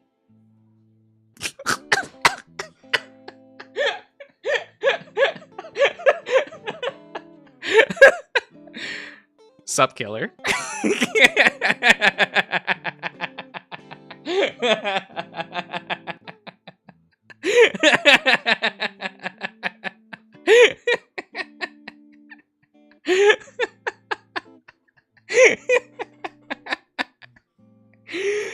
Oh no!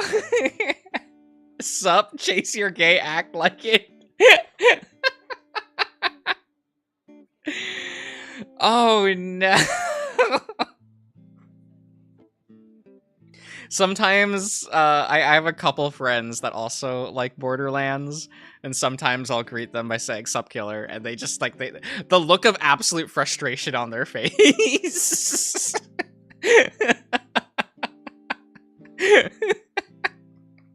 It's very good. We make our way over to the booth. TJ sitting on the opposite bench while Jenna steps back to let me pass and sit next to her. She wrinkles her nose as I do so. Oh, maybe you should have showered before you got here. Thanks, Jenna. TJ probably smells too. Nah, he smells fine. Of course he does. Thanks, Jenna. And don't blame Chase. Otters are, they're naturally musky, you know? I decide not to say anything and instead pull out a menu of the metal holder and flip through it. The table is greasy, so I try not to lean anything on it. So, did you guys have fun? Yeah! Made it all the way to the top. We did it faster than I thought we would, actually. Did you... you know... Yeah, he really freaked out. I knew it. Did you film it? No. What? That's the reason you pull the pranks. Why didn't you film it? I forgot! I glare at the menu. Shouldn't let her corrupt you so easily, TJ. I try to think of some Satan metaphor that I can use. Oh, but that's when the giant plastic spider lands with a smack on top of the menu I'm looking at. I can't help myself and shove the menu and spider away from myself to fall onto TJ's bench. I look up and Jenna's filming me with her phone, grinning. Stop it! Borderlands 4, they're gonna have an AI Lilith. No. We're going to free Lilith. That'll be the whole thing. Have to get her out of the emblem thing in the sky, and the first thing she's gonna say when we free her is "sup killer." And then immediately after that, it'll exit out of the cutscene with a notification for the next quest objective, and it will say, "Talk to Lilith."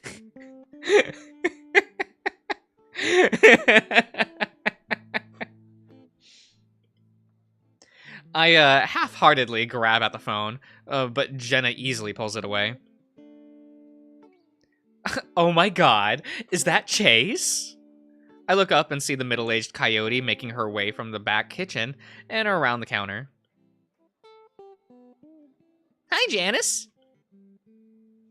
And Jenna and Tobias, too. I smile politely, only now realizing how loud our bantering must be in the small diner. Now, what in the world are y'all doing back here? Thought we wouldn't see y'all again after your graduation.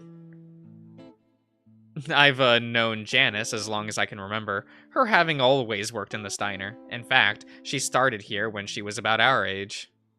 Just like most of the town, though, once you're comfortable, you don't move much. Chase is filming the town for a school project. We decided to make a little reunion out of it. Well, isn't that nice? I bet Leo's mighty happy. He's been talking non-stop about you three since y'all left. Yeah, he pretty much organized the whole thing. Because he cares. He's a caring guy, guys. He's good. He's lovable. He's a good person. It's good. Janice suddenly makes a face. Pooh-wee! It's ripe over here.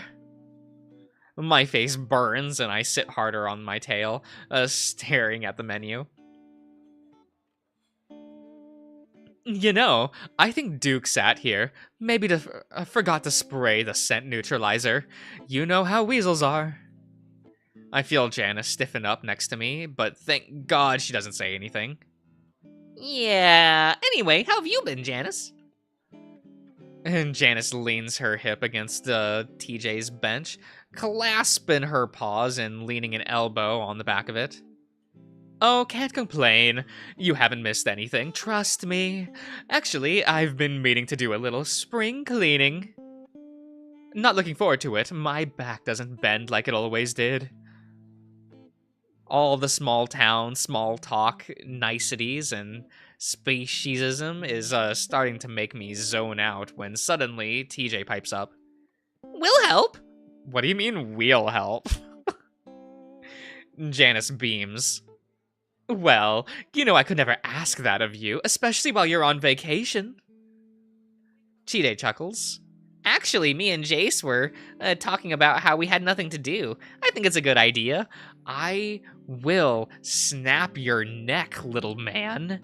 It'll be easy with how you're nothing but fluff. I can see from Jenna's tight smile that she's feeling exactly the way I am. TJ is goddamn need to be a good Samaritan. Oh, Tobias, you're an incredible young man. You know that. Just wanting to be of help, ma'am. When can we come over?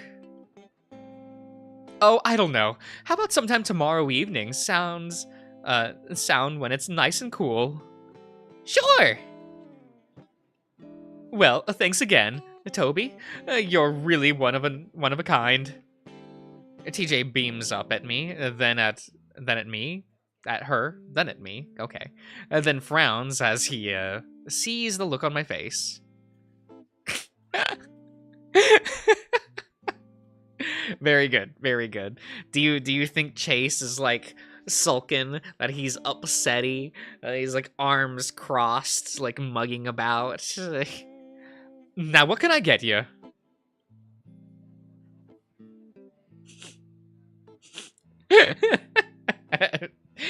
Look, Ian, I mix around a bit, you know, words. The sentence moves, okay? It's fine. It's fine. Oh, hi, Kopika. I see we're going in circles again. Look, it's been a year since, and we didn't play all the routes when I was streaming it, okay?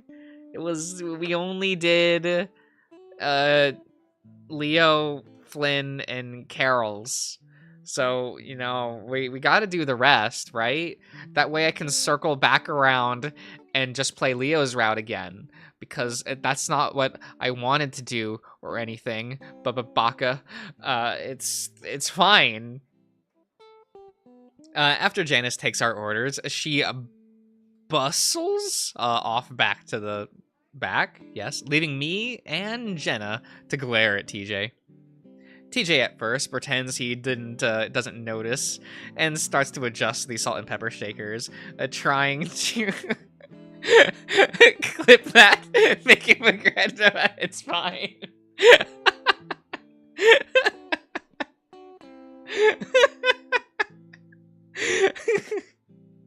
Chase is a better man than I am. I would absolutely drop the twink. Yeah, I probably would as well. Here, I could probably stand to turn up the game volume a little bit. We'll get the stream copyright claimed. It's fine. It's not like a company can make money off of this anyway. It's all good. It's all good. And the soundtrack is so nostalgic. It's nice. That was nice seeing her again. We don't say anything. Finally, the tension becomes too much, and he gives up on the salt and pepper shakers to look at us. What? You know exactly what. We didn't come here to clean up Echo's mess. Speaking of which, Jenna reaches past me to grab a towelette and starts wiping our table, wrinkling her snout. Disgusting. There's no harm in helping someone. Chase, you told me you didn't know what else we could do. TJ starts to doodle on a napkin with one of the crayon pencils from a pack that they leave on the table. Lit! Give me a crayon! Honestly, Tej, I'd rather hike another trail. I'd rather rather hike a trail than help somebody. A little bit facts, though. Please don't. I'm I'm marinating in your otter musk right now. God damn it! Chase! Glaring, I nudge Jenna to the to slide off the bench so I can get out. When she does, I stomp my way over to the single restroom.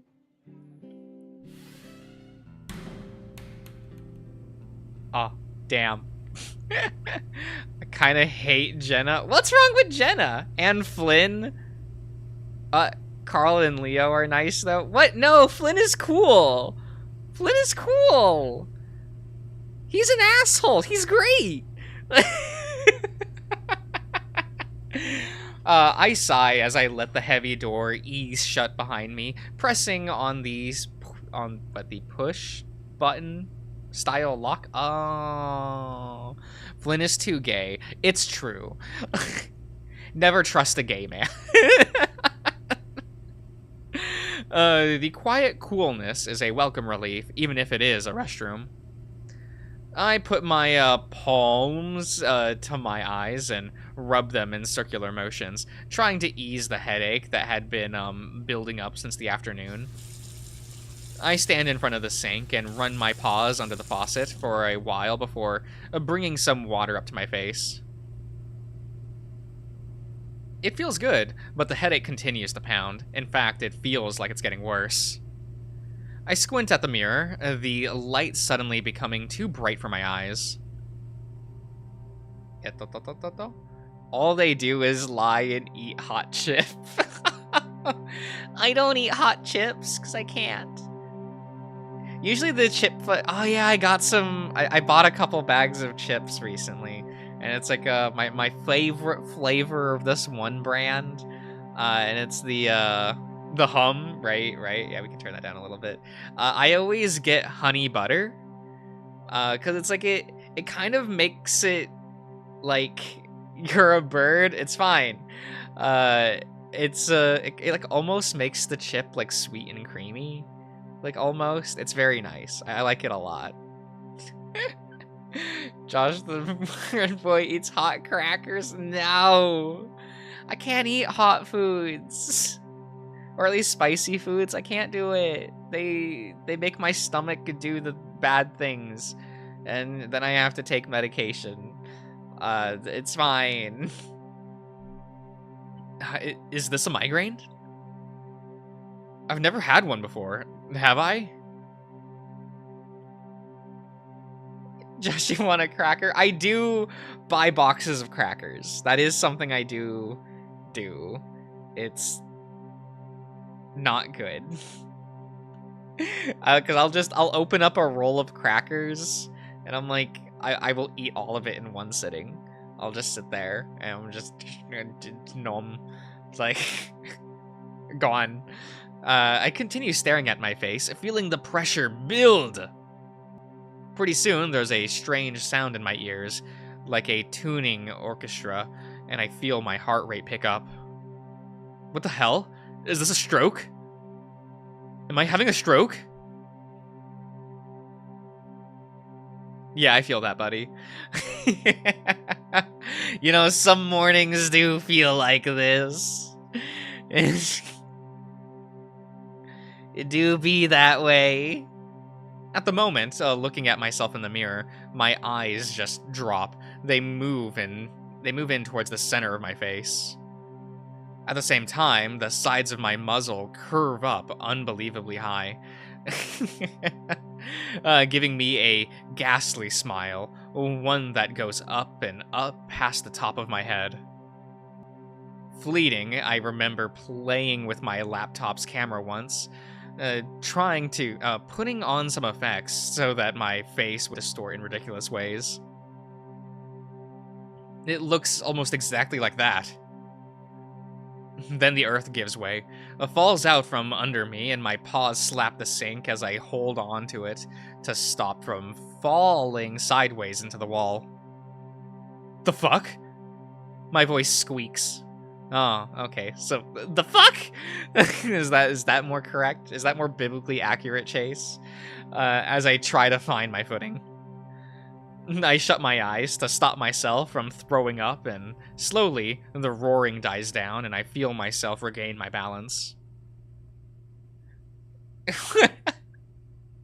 That was a perfect squeak. No, stop. No.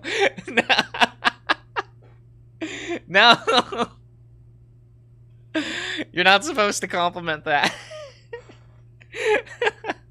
I crack my eyes open and see my face in the back is back to normal. The light at a tolerable level again. I open my eyes the rest of the way and stare at myself. My reflection staring wide-eyed back. Oh man, there was a weird moment. Like, I probably need to replace the light bulb in this room, because I had a moment, like, I think it was yesterday or the day before, where it just, like, it half dimmed. The light bulb didn't burn out. It just dimmed, and I was like, whoa. And then it went back to normal, and I'm like, okay, that was weird. So I probably need to change that light bulb soon. But that's fine. I'll wait for it to go out first. It's all right. I'm breathing hard, my chest heaving, pupils dilated. Spoopy even. I kind of just went like, huh, okay. And then went back to what I was doing. I'm breathing hard, my chest heaving. Okay, yeah. Looking down at my knuckles, I see the skin is white through the fur. I slowly let go of the sink and look at my shaking paws. What the hell? My muzzle is dry and I swallow a few times. I take a drink, but I don't trust the dirty faucet. After a few moments, I'm able to calm down, realizing that I'm probably not dying. In fact, my head feels pretty clear at the moment. I'm pretty sure it was migraine. Migraines can do that to people, right? I draw in a shaky breath again before grabbing a few paper towels from the dispenser. I run them lightly under the water, adding a few pumps of foamy soap as well. Okay, so that's unrealistic, right? Like, unrealistic that this bathroom at a rundown diner has soap. That's not just me thinking out loud, right? Like, how often do these types of places have soap in the soap dispenses? And half the time I go to a gas station or a thing, it just never. Just don't use soap so it's filled. No. Like, damn, some high-end stuff here. That's true. Coming out of this clean water? Yeah, be that way. I run them lightly under the water, adding a few pumps, yeah. Yeah, foamy soap is, like, more bougie, isn't it? It's usually always, like, the gel dispensy ones. It's, yeah. Mom has migraines all the time. I'll call her about it tomorrow. Ah, Chase parent mention. Do you think he'll actually call? Able to keep my paws steady now, I run the soaped up towel under my arms a few times. After a quick look to make sure the door is locked, I undergo my undo, not undergo. What am I? Undo my belt and push down my pants. And boxers. He's a boxers lad. How do you all subscribe? Are you a briefs, boxers, boxer briefs, or jockstrap kind of guy? Like, what lifestyle do you live? To around my thighs. If I really want to take care of the musk smell, I gotta have to go under. I run a few paper towels under the faucet and soap dispenser. Nah, he has boxer briefs for sure. They just forgot to include that. Yeah. Briefs all the way. Make everything secure. I see. Just as I'm sliding the towel against my tail base, I hear a knock and the lever lever-style handle rattle. I jump and look back, not really worried since I know it's locked. No, it's locked, yes. Because this place is a fucking piece of shit, I'm just in time to see the button lock pop out. The handle swings down and the floor opens up enough for the lynx's head to poke through. There I am, pants down, a paper towel under my tail, looking like I'm wiping my ass while I moon my Christian best friend. I think we stay like that for at least 10 seconds before TJ blinks first. Oh my gosh. Sorry. Sorry. That's the way I should have done it. TJ would be so dead if Leo found out about this. That's true. That's very true. He squeaks it out as fast as I barely hear it before he yanks his head out, and the door closes with a snap. Fuck. Fucking fuck! I snarl between my teeth as I scrub myself, then throw away the towels. I feel like I'm gonna cry. It's like the entire universe is conspiring against me right now. I sigh and wash my hands, realizing that the longer I delay going out there, the stupider I'm gonna look. When I come back out, I see TJ standing up immediately, eyes straight ahead as we walk past each other before he heads into the bathroom. Jenna stands up to let me back into the booth. Everything all right? Yup. As we sit back down, Jenna sips from her glass of water, then starts sucking on an ice cube. So, I know TJ had fun, but did you? I drum my fingers on the table, still feeling a bit numb from embarrassment. Yeah, it was fine. About as miserable as I thought I would be, so no surprise. He said sucking aggressively. Stop it. Stop it. Honestly, I actually kind of wished I'd gone with you two. Oh yeah? Then I remembered that AC is a thing, so I didn't feel that way anymore.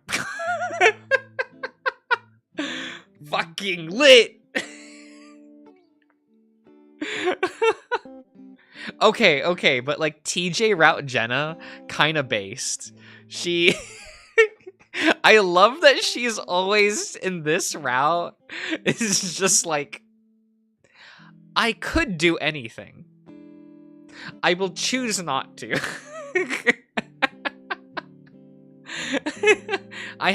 Nothing has happened to make me want to to help out my friends this route. So, we will choose nothing. Now, at least you're built for that kind of weather. True. Doesn't mean I have to like it. So what do? Sit around all day? I studied for a while. Then Flynn and Leo came by, actually. Right, those two hung out, since you didn't hang out with either of them. That's kind of cool. I like that. You know, they probably maybe tried to fuck. Walks away. Very good, very good. If we had this Jenna and all the other routes, yeah, this Jenna's pretty secluded. She's just like, nah, I don't care. No one's making an effort to talk to me. I'm not gonna make an effort to help any of you. Peace. And I kinda, you know, she's real for that. Oh, really? Yeah, they wanted to have lunch with us. Leo was pretty disappointed when he found out you weren't there. Huh. They brought a bunch of presents for Carl and had me choose which one I wanted to give him. How thoughtful. Jenna shrugs. Anyway, Flynn was pretty quiet. She doesn't say anything more, so I press her. Oh? Yeah, just kind of subdued. I guess he might be feeling sorry. I don't know. Well, here's hoping he comes around. Anyway, they're planning a surprise party for Carl. Isn't that not for a few weeks? Yeah, but we want to have it while we're all here. And Jenna drags a Yes, it drags a drop of condensation from her out around the outside of her glass for the moment. Just between you and me, and don't tell TJ this, because I told him I wouldn't tell you, but he said he was really glad to have you along. He says you're what he misses most about this town. Really? That kind of surprises me. We're really good friends, but to say I was what he missed most. I look outside, again. The sky is painted red, orange, and what almost looks like purple. He missed the Jussie. Now you stop that. Like, you stop that. My planet needs me and takes flight. Okay, but yes. He drew this so I could see what happened when he pranked you, to make up for not recording it. I look back down at the table as Jenna slides over the napkin TJ had been doodling on. A stick figure with a long tail, I assume me, is lying on the ground, his mouth bigger than his face.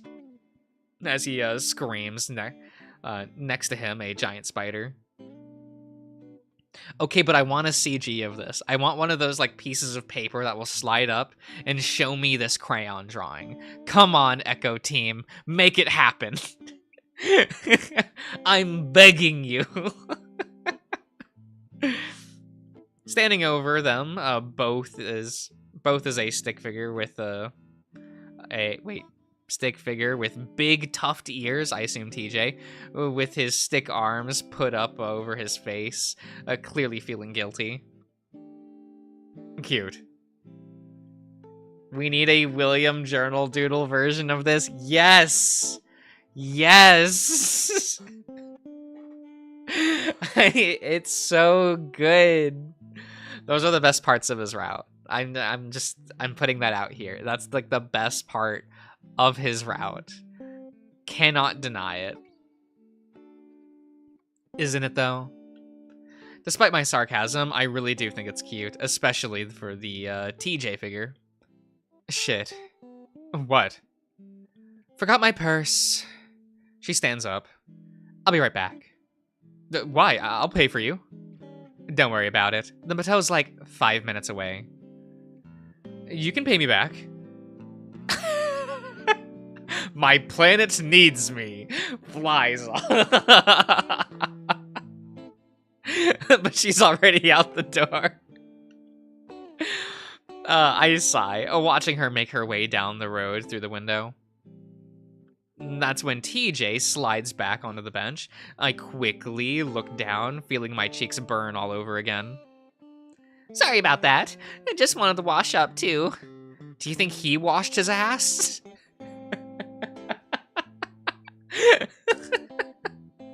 I don't know why, considering TJ looks, kept? No matter what he does, I force myself to look up. Funny drawing. He looks at the napkin and gives a little laugh. Oh, she showed you that. Wait, where'd she go? She died. I buried her. It was very sad. Forgot her purse. Oh. We sit in the unbearably awkward silence for a while before I finally sigh and lean my face against a paw as I stare hard out the window. Okay, so I wasn't wiping my ass. You know otters have glands. Chase! I look over at TJ and he's smiling. I know, I shouldn't have opened the door. You were just taking a while and we were wondering if you were alright. I look up and I see Janice making her way over, our food on a giant tray. I guess it's really the lock's fault. Oh, having problems with the restroom door. Make sure it's jammed shut real tight. Should lock then. Thanks. As the plates are set down, I'm faintly surprised at the size portions. I'm not used to getting this much in the city. Janice immediately bustles off to another customer. And you know, I look up from my giant sandwich and fries, grabbing the ketchup bottle. It was kind of cute. TJ. TJ, don't describe a man wiping his ass as cute, okay? Just... It's weird. It's weird. TJ immediately looks down, pretending to read the menu even though we've already ordered our food. Enable. Enable the chunter. No. No, it's okay. You can't word it that way. No.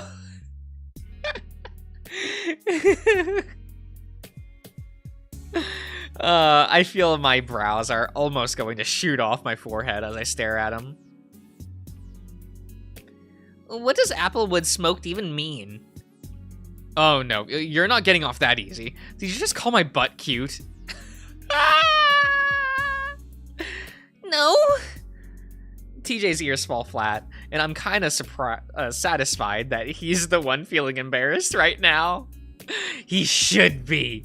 After a comment like that, you're just cute. Oh my god. I just like... otters have cute tails. That's all. I snort. Yeah, I can see by the way you drew mine here. Sorry? Don't be. So yeah, I'm testing the waters here. It's been a while since I've played this game with a guy, and who the fuck thought the next one would be TJ, but here I am. I keep looking over at TJ, waiting for him to look up. Finally, he does look up at me for a moment, and we lock eyes. I smirk, and he smiles in return before looking down again. Well, that's something. Oh, we get another one. Usually it's just the one after the route split, right? Is there usually two in these? What hypertwink voice is Josh's specialty? Now you stop that. No. Everyone knows my insane voice is the is my specialty. If there is like a little bit of a crazed gremlin character, I think that one's my best. I think I did Tom pretty alright in Shinya. I think I do that kind of character pretty alright. He's the tired, annoyed little bitch, you know? That's basically my default, right? I sit on a big rock next to the shore, watching the tiny waves lap at these smaller rocks. Across the lake, maybe a half a mile away, I see my friends, all of them floating on something. It's my car. They're all in my car. Leo's driving. He's got sunglasses on. What a cool guy. Even from the distance, I see him look across the lake at me.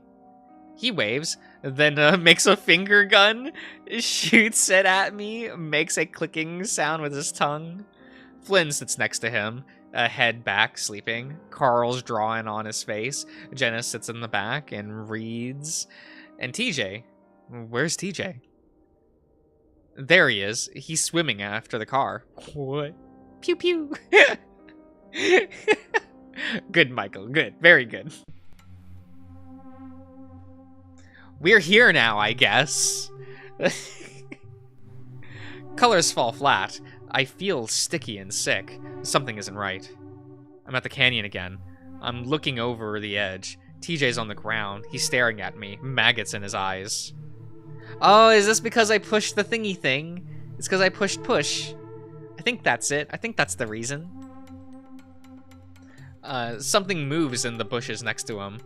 Something. A paw? Is that a paw? It is a paw? It reaches out towards TJ. The lake. I'm staring at the lake, but the day is clear. The sky is blue, and there are things in the water.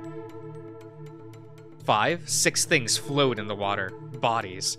Bodies float in the water. I watch the bodies float. I'm bobbing up and down, and one looks really familiar. This isn't right. This isn't me. What is this? Something across the lake. I see something across the lake. There's a tool shed. A tool shed is across the lake, and I see the door open. There isn't a tool shed next to the lake. Something steps out. Oh? Wednesday! It's Wednesday, guys! Very good, very good. Apparently, no one can get in touch with him. And Jenna leans back against the dresser, running a brush through the fur on her neck and head, still a little damp from the shower. Did they try his landline? Maybe he just mutes his phone. He sleeps in like every day. That's what it says. Yes. Sam walks out of the tool shed and dabs. Yeah. That would happen if I remade. If I got to remake Echo, and I shouldn't. No, that can't. There's not a timeline where that happens. One, we would just remove Carl. Loki doesn't do much. Jenna shrugs. I'm gonna assume that they have. So no one told him we were gonna have a party? And Jenna turns around and leans towards the mirror above the dresser, brushing away loose fur. Leave Carl alone! No. He deserves it. Sorry I did that in that voice. It's a surprise party, right? No, I guess. It's just that it's just not really his birthday. Jenna sighs.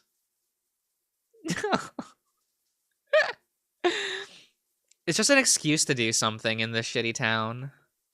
I see Jenna glance at the door to the bathroom, as if worried TJ can hear her curse, even with the shower running.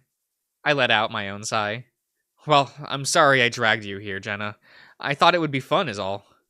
Jenna finishes whatever she's doing in the mirror and turns back around to face me. Hey, it's not the town I came to see. It was you guys. Yeah, well, you don't seem very happy about that either. Jenna frowns. If I didn't want to be around you guys, I'd have left by now. I have friends in Peyton. They could take me to the bus stop.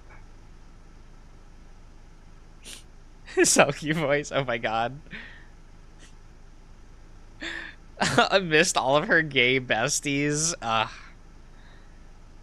She would, though. I don't say anything, choosing to lean back on the bed and close my eyes.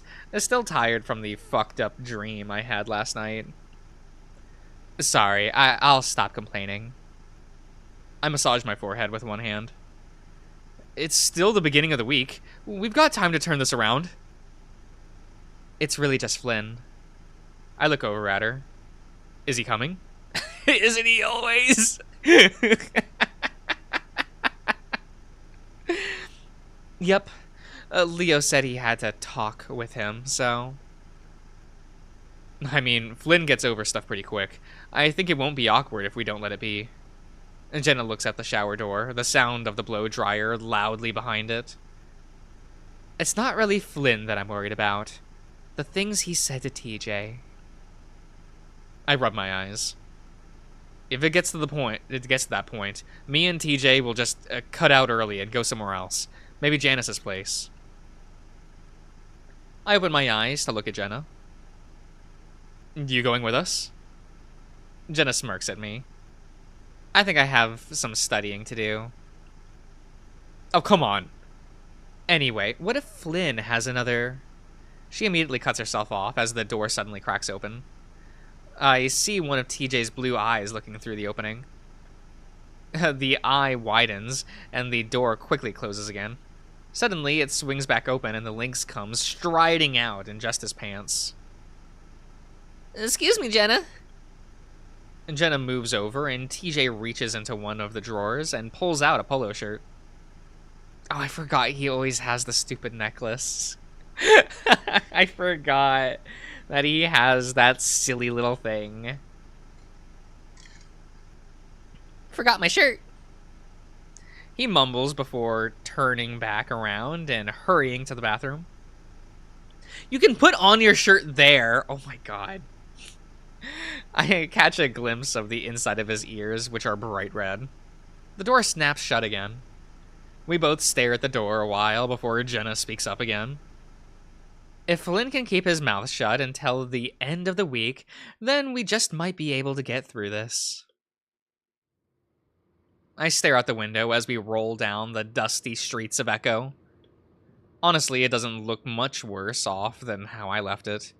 The road might be a little worse, but I assume that's because they hadn't done any maintenance since winter. I'm regretting not letting him know we're coming. You know, you'll be lucky if he even gets his ass out of bed. We'll call him then. And what if he doesn't answer? Leo doesn't say anything, instead focusing back on the road. TJ fills the silence with after a while. Well, I don't think it's too weird. It's just like we're hanging out again. Nothing wrong with that. Sure, but making it about Carl is just weird. Maybe if his birthday was like a week, it was like next week. 2 weeks tops. Oh, hush, Flynn. It'll be just like we're hanging out. You acting weird about it isn't going to help anyway. Anything. The car starts slowing down and I snap out of my daydream to look up, knowing that we definitely aren't at Carl's house yet. That's when I see a round canine figure standing further up on the side of the road. She's standing in the dirt that separates the road and the field in front of a broken and rusted barbed wire fence. I think that's Janice. I look over at Leo and he seems pretty concerned. His brows furrowed as he careful steers. Not carefully. Okay, steers the car right up next to the coyote. I can see why. She's crouched over, elbows on her knees, staring at the ground. Roll down your window, Chase. I do as he says. Oh, we're in the passenger seat. Oh. Even though we're not on Leo's route, he's still like, sit up front with me, friend.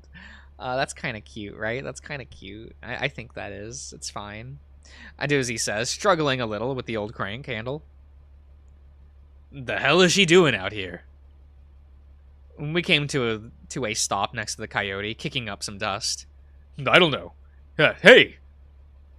Leo leans over me and smiles out at Janice, who's still looking at the ground. Everything all... Leo's voice cuts off in a weirdly choking sound. What? Always will. The lonely yet loyal and obsessive wolf will always do that. I'm fine with that. It's better this way. Okay. It's fine. It's fine. Leo's voice cuts off in a weirdly choking sound. I look at him, confused, then look back out the window, and I can't help myself, but I gasp. It was hard to tell from the angle and all of the dust kicking up by the van, but now I can see that Janice has her pants down around her thighs. I can also see everything else. I sit back quickly and avert my eyes, looking out the windshield instead. What the fuck? Oh my god. Leo, keep going. And Jenna whispers it, her voice strained. Oh, sorry, Leo stops talking and I chance a glance at the window, out the window again. Janice is looking at us now, and she's smiling. It's a weird smile because it isn't touching her eyes. It's unnerving. Leo stares back. Leo, go! I hiss out the side of my mouth, staring out the windshield again. He seems reluctant to, though looking concerned. Janice, do you need some help? His tone is one you might use on a toddler or a crazy person. I don't hear her say anything, except maybe a grunt. Leo bravely keeps trying, though. We can give you a ride. Leo stops talking in time for me to hear a pattering sound. It's a sound I recognize well from back when I used to take pisses on the dirt roads of Echo when no one was around. The van lurches forward, then resumes a smoother acceleration back onto the empty road. Holy shit, what the fuck was that? I don't... Leo's frowning, looking as confused as I've ever seen him. Should I go back? No. I look back and see TJ covering his face. Maybe. She could have been on some kind of psychotic episode. Or maybe she just had to piss. I don't think so. Did you see the way she looked at me? She was probably just on something. Isn't everyone? No, she doesn't do stuff like that. Well, maybe she does. You never know with people. Again, Leo doesn't say anything, and neither does anyone else. I glance back at TJ, who's sitting in the very back seat with Jenna. No, excuse me. No, he's got his ears down, looking into his lap with where he's fidgeting with his hands. I know he's probably thinking the same thing I am, which is that we're supposed to help Janice with her spring cleaning or whatever. I want to ask him about it, but the dead silent van is making me feel like now isn't the best time. Ah, very good, very good. Oh my god, hello Q. Leo he's like a little bit daddy, right? Like he's not like dad. He's not like he's not Brock from Brock the Investigator. He's not like that kind of daddy. Which is like the kind of that's what I want, but like it's fine.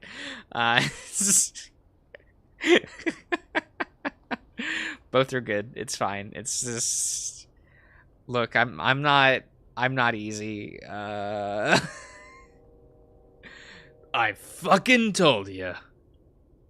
Leo stabs the doorbell again, frustration etched across his face. Right, this is one of the routes where, like, Leo's kind of upsetty, because, like, nothing goes right, and it's just like, no, I can't comfort him, can't be like, it's alright, champ, like, no, we're stuck with Tej.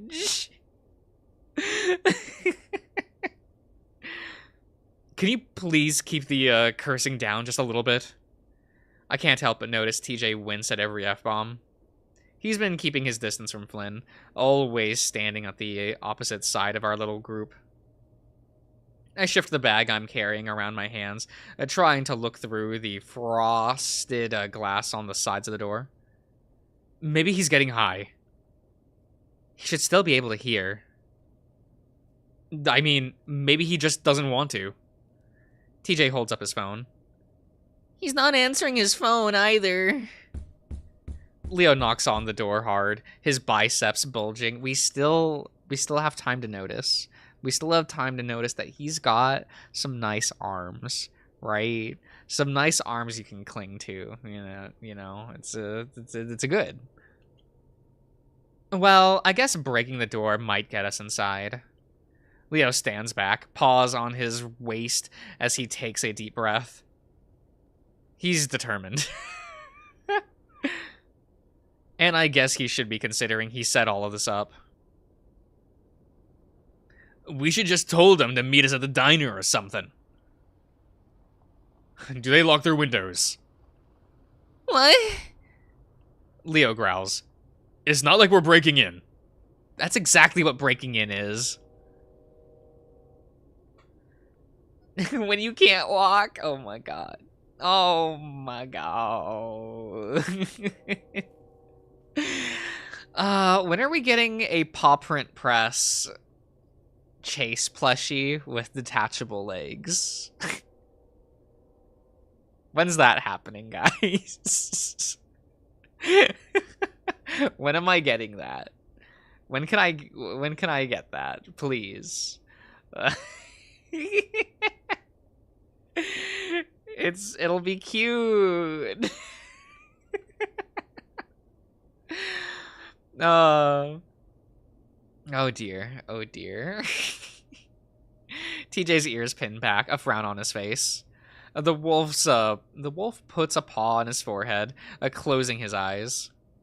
Sorry, but I think he's just asleep, and it shouldn't be too hard to get in there and wake him up. I look over at the side of the house and see a window well. It would sell like hotcakes. Yeah, I'd have to pre-order it. Like, I haven't bought many things off of Paw Print, usually just because I'm like, I don't know what to do with that, or like, do I care that much? Like, do I want a plushie of this character? Like, do I want to spend $80 on a plushie? I don't like spending $20 on a plushie, so it's got to be like something I really want, right? You don't know what to do with that. Now look here, it's like if they announce a Leo plushie, I'm getting yeah. Do I want a plushie that will ship a year from today? Look, we're still waiting for the Dave plushie. I did buy that one. So it's fine. It's fine. It's fine. No worries. No worries. I point at it. What about that? Too small. I could probably fit. She hops off the front porch and crouches down next to the window, pushing at it. I love that she just goes for it, right? Like, people always go like, oh, Jenna's like the prim and proper one of the cast. She's the sensible one. But like, she's also like volunteering to go breaking and entering without like too much resistance. Wait, there's a security strip here. Oh, sticker. Well, you gotta arm it first. Oh, you gotta arm it first. And Carl's is such a lazy ass. I know he didn't. Besides, if we set it off and we can just run, it's not like they'll show up anytime soon. There'll never be a bird plushie. I just have to become popular enough on YouTube and in the community for Paw Print Press to make a plushie of me, right? Right? Guys, we can make this happen. You can...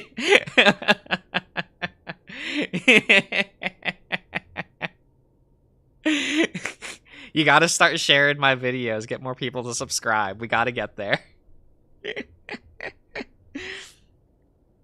Jenna hesitates, then pushes out the window again, but it doesn't budge. Locked. Let's try the one above it. That's too high. I'll boost you up. Pure white plush. Yeah. I mean, like, we can like make the trimming of my clothes a dark blue, and like the features on my face dark blue, right? We can get there. We can get there. Wait, it plays an audio clip of him saying, "I'm gaming."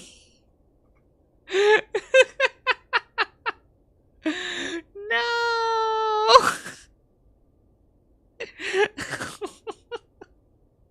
I'm gaming. Oh my god. Is that what you all would want? Is that what you want? Oh dear. And it dabs. I feel like if I ever made like acrylic keychains, it would be me dabbing. It's just like, what's No! Oh my god, Ian. Terrible. Terrible. I think this is going a bit too far. Leo ignores him and stands next to the window, making a platform for Jenna's foot with his paws. Steadying herself with her paws against the wall of the house, Leo easily lifts Jenna and she manages to grab the ledge. Fucking hell. This is so fucking stupid. Flynn mutters next to me, but I ignore him. Jenna pushes against the window and it glides open easily. Yes. Yes. Yes.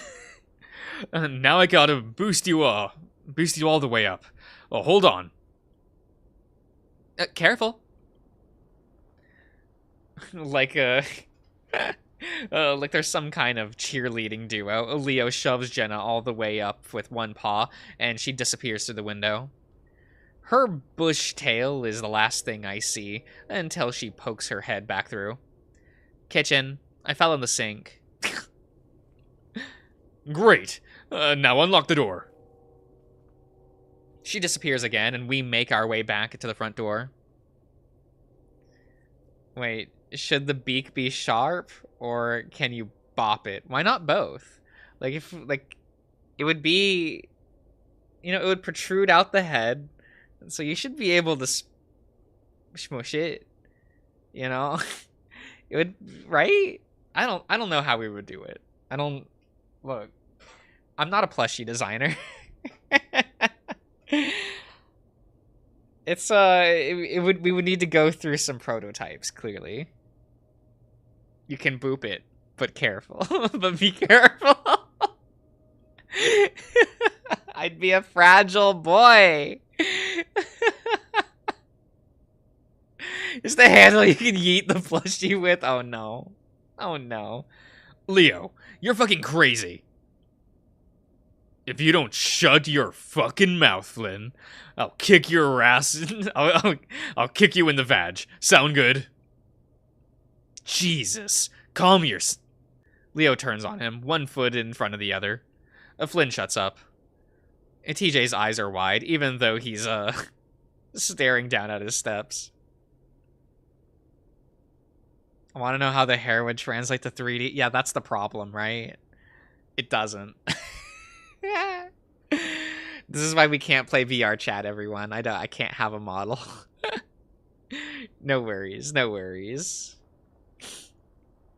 Like a Sonic plush? Like, probably. Yu-Gi-Oh hair looking ass. It's fine. It's fine. We can find a solution. We can do that, yeah. I want to put my arm around him. Finally, we hear the door rattle and it opens. I called his name, but he didn't answer. Well, he's got to be here. It's not like he can go anywhere, or would want to. Carl's house is as massive and immaculate as I remember it. It is a mansion, after all. What a mansion! Sorry. Well, maybe less immaculate than I remember. There are a few wrappers and pizza boxes on the marble counter. I assume that's because Carl's parents aren't here to tell him not to be a slob. Flynn immediately heads up the stairs. Why is the music that low? That's fine. This track is just real quiet, apparently. That's fine. Yo, Carl! I set the bag down on the table, and TJ sets the cake there, too. I look over at him. You alright? I'm good. Why? Just asking, so, I rub the back of my head, trying to think of how to bring it up. What is it? Janice. Oh, yeah.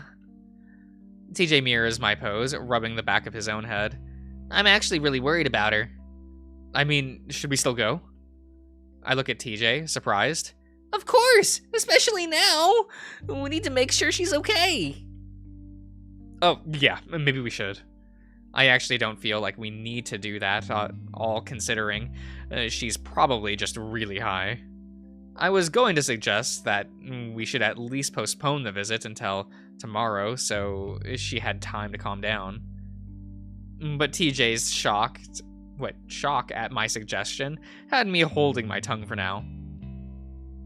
Chase, you check in the back. TJ, downstairs.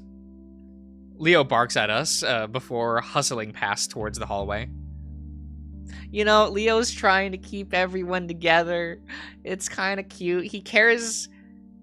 He cares. He does.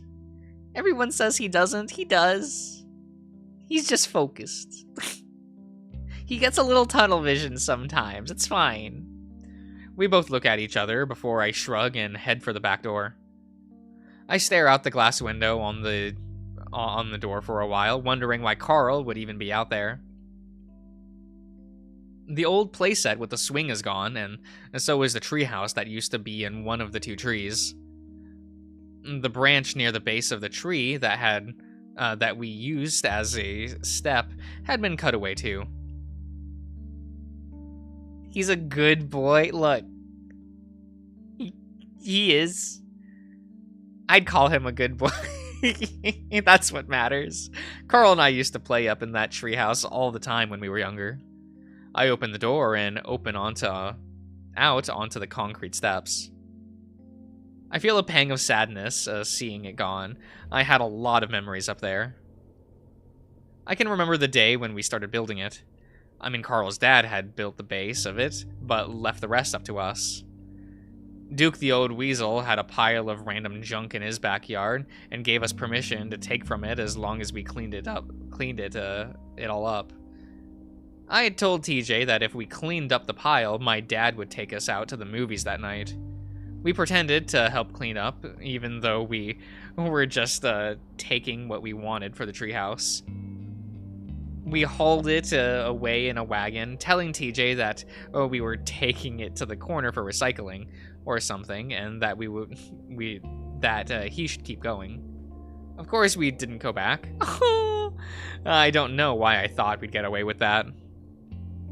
Apparently, the TJ was there for like 3 more hours before Duke came out and found out what had happened. I was grounded for the longest I'd ever been. I cringed and closed my eyes, a face getting hot at the memory of being forced to apologize to TJ. Fucking asshole. I mumbled to myself. We were especially cruel to TJ those couple years. It was probably because of the age difference. Me and Carl had been 10 and TJ was 8. A large gap in age, to be certain. For some reason, 2 years feels like 2 decades when you're that old. That is also very true. Still, there isn't really an excuse for how shitty I was to him. Wait, what? Such a Josh move, bullying his Twinkie straight friends like that. Yeah, I do be that way. Even after that, we never let him up into the treehouse. I was a real shitty kid, but I know TJ doesn't hold it against me. Still, the idea of taking advantage of TJ's trusting nature is just so terrible. Or great. I sigh, giving the rest of the yard a cursory glance, even though I know Carl's not out here. I'm a little worried, but I'm sure there's some sort of explanation for where he's gone. I turn back, deciding to help with the search inside. That's when I see a flash of a fat orange and gray tail disappear down the downstairs steps. I blink. Jenna walks past. I'm going to look in the garage. I don't think he's even in the house, though. Okay. As Jenna heads for the garage door, I head for the stairs. I don't like going into the basement. There's like spiders and shit down here. That's the scariest shit. The cool air wafting up from the dark hallway ahead of me is a marked contrast to the heat from outside. I fan out my shirt a bit as I look at the multiple doors lining the hallway. The only one is at the end of the hall, though, and I can hear a low voice coming from it. What, basements are always the worst part of every house? Facts! They're weird, but they are nice and the temperature is nice in them. Like, I like how they're cool, but not cold. You know? That part's kind of nice. But aside from that, I'm like, no. Also, we only see the weight room in Carl's route, right? Like, that's because of the ghosts. Ghosts are fun to hang out with, Selkie. They're good conversationalists. They're lads, as it were. I slept in the basement for like 7 years. See, it's nice. It was incredible. Yeah, like that's probably nice and cool. But you know, sometimes they're creepy. Like the basement has to be well maintained, right? I think that's the caveat is like the basement has to be like nice. The only the only one at the end of the hallway though, and I can hear a low voice coming from it. It's Flynn's for sure. As I pad up to the opening, I can start to make out what he's saying. But I just wanted you to know that I'm not mad at you, okay? I don't hear a response as I stand just outside the door. From here, all I can see is a few cardboard boxes and a neatly made bed that probably hasn't been touched in years. A guest/storage room? Why not both? It is both now. Well, I did get spooked sometimes. Oh, the spoopy basement machinery room was open. Yeah, that's it, right? Like, I don't want to hear no, like, rumbling. Whatever. Come on, man, I'm trying. I was mad yesterday, and I shouldn't have fucking sent that. Flynn's voice comes from further into the room, on my left. I grit my teeth, wavering between going in or just hoping for the best and letting it play out. I need to go. I was just trying to figure out. Don't. I hear some rustling in the room, and that's when I realize that I have to step in. I hold on the door frame as I poke my head in. It has a dryer? Ah. Flynn has TJ backed up against what looks like the doors to a closet. That's what it is. TJ's cowering in the corner, while Flynn has a hand on the lynx's shoulder, grabbing onto the fabric of his shirt. TJ's ears are pinned flat against his head, and he's looking up at Flynn with a grimace. His eyes flick to mine as I notice him. Let me talk for a second. Flynn notices TJ staring over his shoulder, and he jerks his head in my direction. The second he sees me, his hands drop away from TJ's shoulders. We stare at each other for a few seconds, and I swallow loudly, sorry. You guys find Carl? My question sounds all the more stupid in the dead silence that follows. Flynn's gaze drifts to the wall over TJ's head, where he stares coldly for a few seconds, his jaw working furiously. I start to worry he's summoning up another one of his tantrums. Instead, after about 5 seconds, he turns on his heels and walks out the room. I have to move out of the way as he brushes past me.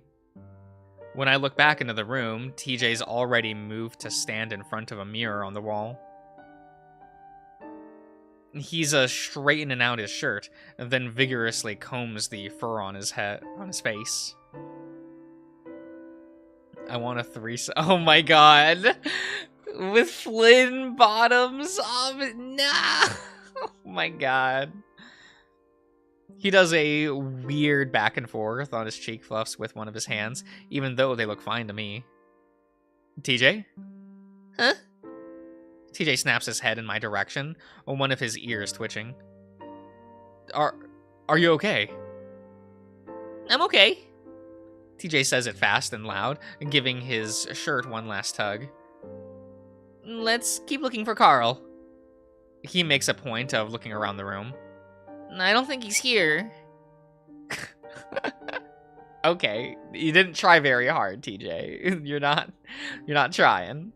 He moves past me to what is this? To leave the room. I grab his arm. He jumps and looks back at me, eyes wide. I quickly let him go, realizing just how closely I'm mimicking what Flynn had done just a minute ago. Do you want to talk? No. I blink in surprise. No, I don't want to talk about it. Sorry. His ears are down again, and he's looking at the floor. Let's just keep looking. I turn away again, but I feel like I should say something more. I want to make him feel better, get him away from Flynn. Do you want to go for a walk or Something? TJ turns back around to stare at me questioningly. I mean, to keep looking for Carl. He's not in the house, so maybe he's gone out somewhere around town. TJ nods in understanding, the distressed look melting away off his face. Oh, that could be a good idea. We should tell Leo. I feel a surge of relief at having been able to distract TJ, and now I want to keep that going. Luckily, we don't see Flynn on the way out. A distracted and frustrated Leo quickly waves us off as he continues to search in the ground floor bedrooms. Probably got high and passed out somewhere. He mutters absent-mindedly as we head out the door. No! No, Leo! No! No! I want to be with him. He's gone. He is. Okay. Okay, everyone. I think that's probably a decent stopping place. Here, we'll go here. Good old number 4. I think that's where we'll stop for TJ's route for the night. Let's see here. There we go. There we go. The nice good main menu. Very wholesome, very good. We love to see it. I think I can justify doing like 1 Echo stream a week. I don't want to like blitz through it, right? Just gotta it's been a year, right? It's fine. When will you break and go back to Leo's route? Selkie, don't call me out like that. That wasn't the idea when I first started setting up stream. Okay, that wasn't the plan. I was always going to do TJ's route and finish up and do Jenna's and things, gotta for this playlist. That was always the intention. Yep, this is the intention. Yeah, exactly. It's true. It's true, Selkie. It's very true. There is B. Look, we'll finish up the content we haven't streamed, and then I can go play Leo's route again. Okay? It's just, I like his route, okay? It's nice, it's wholesome, it's cute. You get to hang out with Best Boy. It's yeah. You say that now. I enjoy Jenna's route. I think it's all right.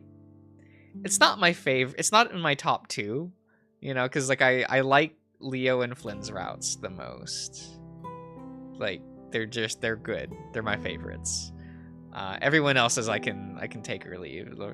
Just take it or leave it, like as is. Like sure, whatever. Those 2 I really like though. It is what it is. But all right, everyone. I do hope you have enjoyed, because I had a good time reading this. Always do. It's a fun game, fun visual novel. But yeah, I hope you all have a good night, good afternoon, the goodest of mornings. But I'll see you guys around.